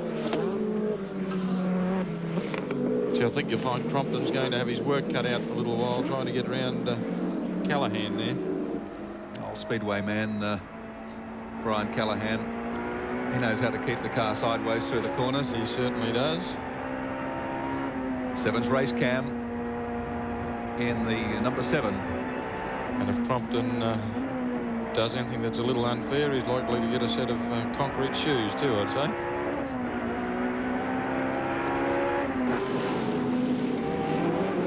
He's put up some good performances though in these AMSCAR rounds here at Amaroo Park. Neil Crompton. Tony Longhurst, who's been the last lap was about a 52.78, which is a fair way away from the lap record. Held by probably a guy that I know. Dick, the M3s are doing very well in the Spa 24-hour race held in Belgium today, but you don't really see them as a threat at Mount Panorama on October 2. Well, when you have a race that's of 24-hour duration, these little cars have been pretty well bred and they've been running very, very hard all year, and they can cop that sort of punishment for 24 hours, obviously. Where the more finely tuned, or I shouldn't say more finely tuned, but the more highly stressed motor vehicles, such as the Sierras, that are putting out an awful lot of horsepower, are subject to a few failures along the way. There's our leader. It's basically a tortoise and a hare type race, the Le Mans, and also a 24-hour race at Spa.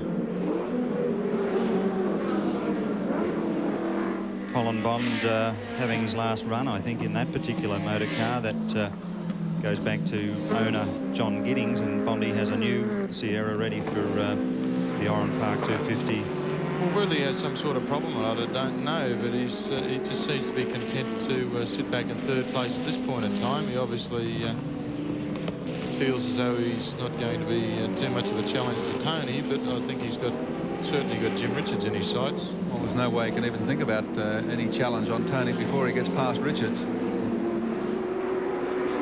And he looks to be making some pretty serious endeavour now, Colin Bond, to do that. Tags onto the tail and spears up the top of the hill and emerges in second spot. No, he doesn't, because Richards has got the inside running. Jim's not going to give up that easy, I can tell you.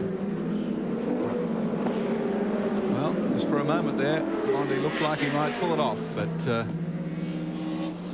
inside running made the big difference. Richards holds on, and the two of them really going at it here at Amaroo in this AMSCAR Series final.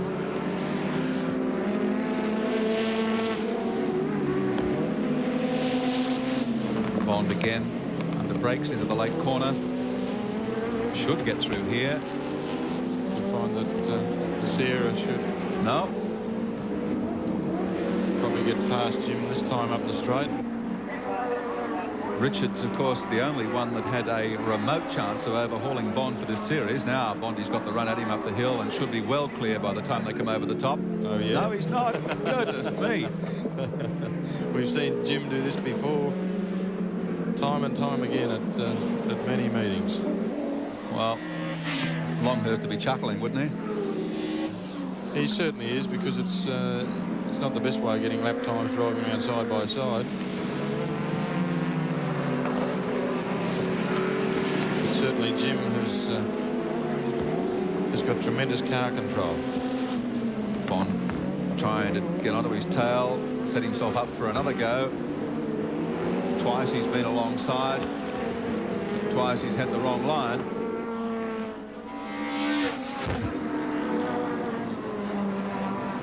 Good day for Ron Meacham today. Hasn't had too many good ones lately, as the BMs have felt the pressure of the Ford Sierras, but Jim is really flinging the #1 mobile car around today.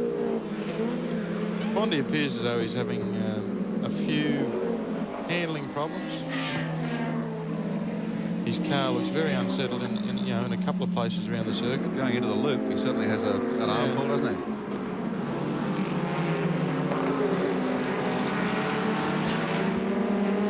Longhurst still about 230 metres.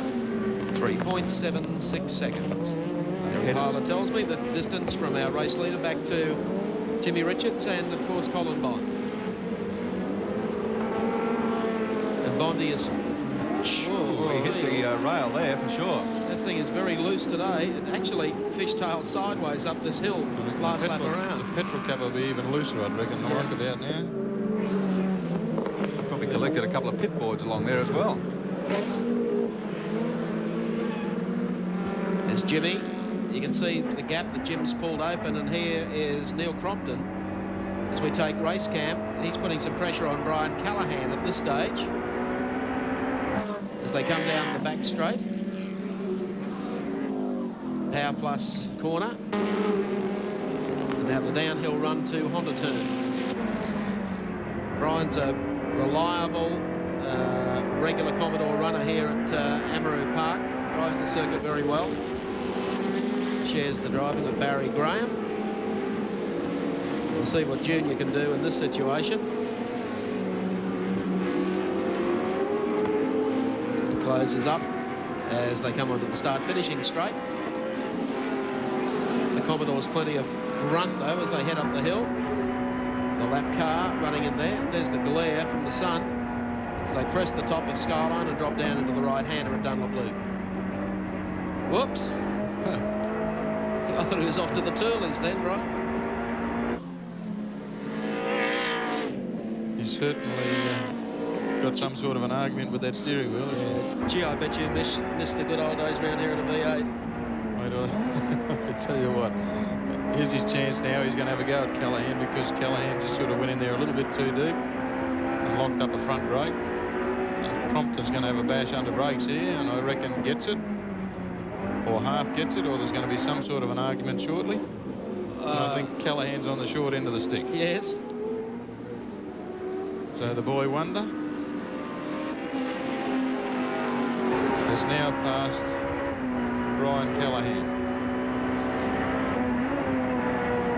And you can bet your boots he'll be on the rev limiter for about 5 laps after this.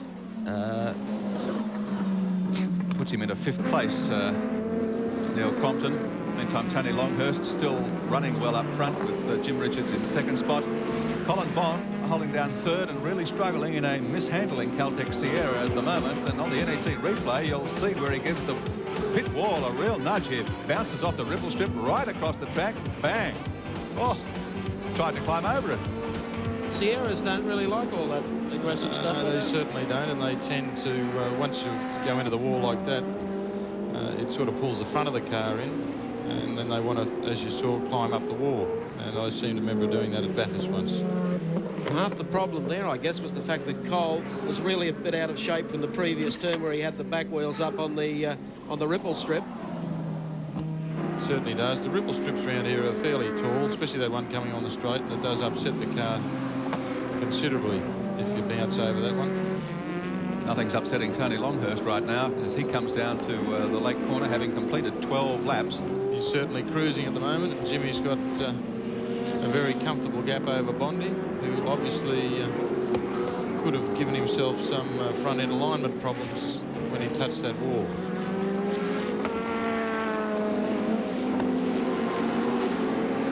Tony Longhurst driving for Freeport Motorsport, heads over the top of Bitchapay. Well, let's see the gap now between first and second. Tony's gone through. Here comes Jimmy Richards.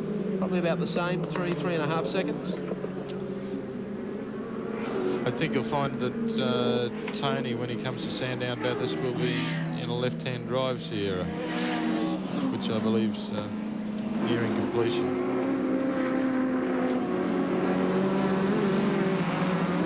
Tell us why. I think he apparently, from all reports, feels a little more comfortable in a left-hand drive car because he's obviously done a considerable amount of racing in the BMWs, which are all left-hand drive. His co-driver, of course, for those races is pretty well known to followers of motorsport, particularly around Amaroo from a few seasons back in Formula Ford's Thomas Mazzero. He's making a name for himself over in England at the moment. Yeah, in a very hard school. He certainly is, and they don't come any harder than what they are over there, that's for sure. This is no Sunday drive for Colin Bond. He's really having to work hard at it, although he's in no immediate threat for third place in the race at the moment, but also with forlorn hopes of closing the gap on the leading pair, Longhurst and Richards.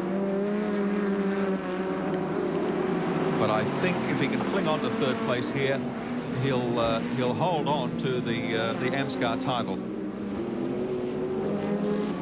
They're working lap 14 of 20, the AMSCAR finale this afternoon. And Bondi's he's working pretty hard because his car obviously isn't quite as nice as he would like. James Hardie Building Products underwriting the AMSCAR series here at Amaroo. And it'll be a nice title win for Colin Bond, who's had to work hard all year trying to chase Dick Johnson around in the Touring Car Championship. He was certainly pretty hard to toss early in the season because of just the out-and-out sheer reliability the guy had, and he was very persistent, but unfortunately ran into a few problems later in the series. So Bondi goes through, Longhurst still leads, Jim Richards in second, Peter Brock not far back behind them, and then of course Neil Crompton carrying our race cam. We might just check in it. See how the ladder's going. We'll let Dick be the adjudicator. Well, he's down now at the lake corner, which is certainly the tightest corner on the whole circuit. And this is the curb you should stay away from because it really does upset the car. And Crompton's obviously trying to impress us by taking the rivets off the arm cap. And over the top of Bitchapay. Hard in your mouth? Hard in your mouth. Actually, since they have resurfaced around here, the track is considerably better. I know it's been resurfaced for some time, but it used to be diabolical across there and was very, very hard on tyres. And that particular part of the circuit is also very hard on tyres. Left-hander through Honda, where that ripple strip gets very, very slippery if you hit it. And back to the lake corner again. So if you had to hold up a scorecard, what would be written on it?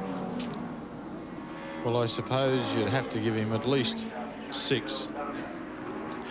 Big rap, DJ. Brian Callahan. It's the only opportunity I've ever had of getting back at him. Yes. All the Commodore fans, as we follow Brian Callahan in that make, will be happy to know that the final head count on the required 500 new Commodores becomes official, I think, tomorrow. And which is the 1st of August. Yeah.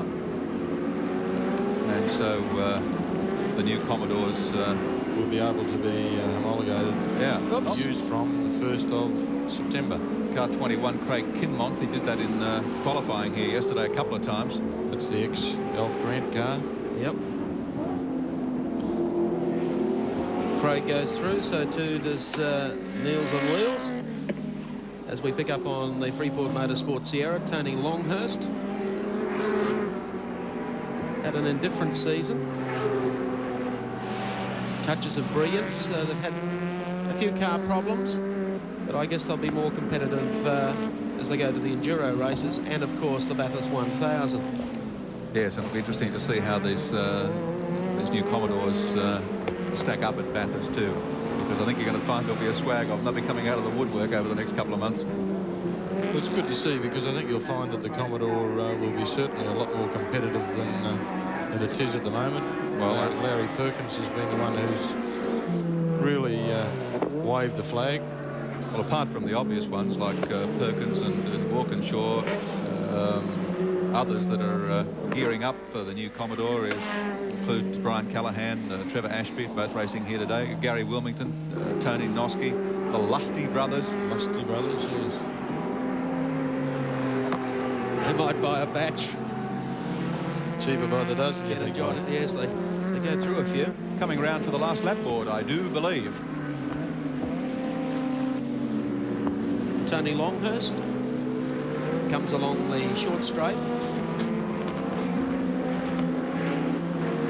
He's driven well here today. Last lap board about to come out. And there goes Tony in car number 3. Up Pitcher Pave Hill for the final time. Jimmy Richards about 4 car lengths back behind him. And of course Colin Bond, who's been easing off the pace just a little, but he has a fairly big gap ahead of Peter Brock and of course Neil Crompton. That looks like the race order as we pick up Tony coming down to Power Plus corner. The right-hand king on its way now to Honda. It's a little ray of sunshine for Frank Gardner and Tony Longhurst with their Freeport Sierra. Bigger and better things to come. Lake corner now for the final time. Well, he certainly had a trouble-free run today. Yes, he's eased up, and in fact Jim Richards has got very close as they come into the final turn. And here comes Tony Longhurst down to the wire, and he will pick up victory from Jim Richards, who really closed dramatically in the last lap of that race. Third is going to be picked up by Colin Bond, and here comes Cole in the Caltech CXT Sierra. He seems to have slowed up somewhat. And the next one in is going to be Astro Boy Peter Brock and Neil Crompton. That's the order. Tony Longhurst wins. Jimmy Richards picks up second. Colin Bond third. Peter Brock fourth, and Neil's on wheel.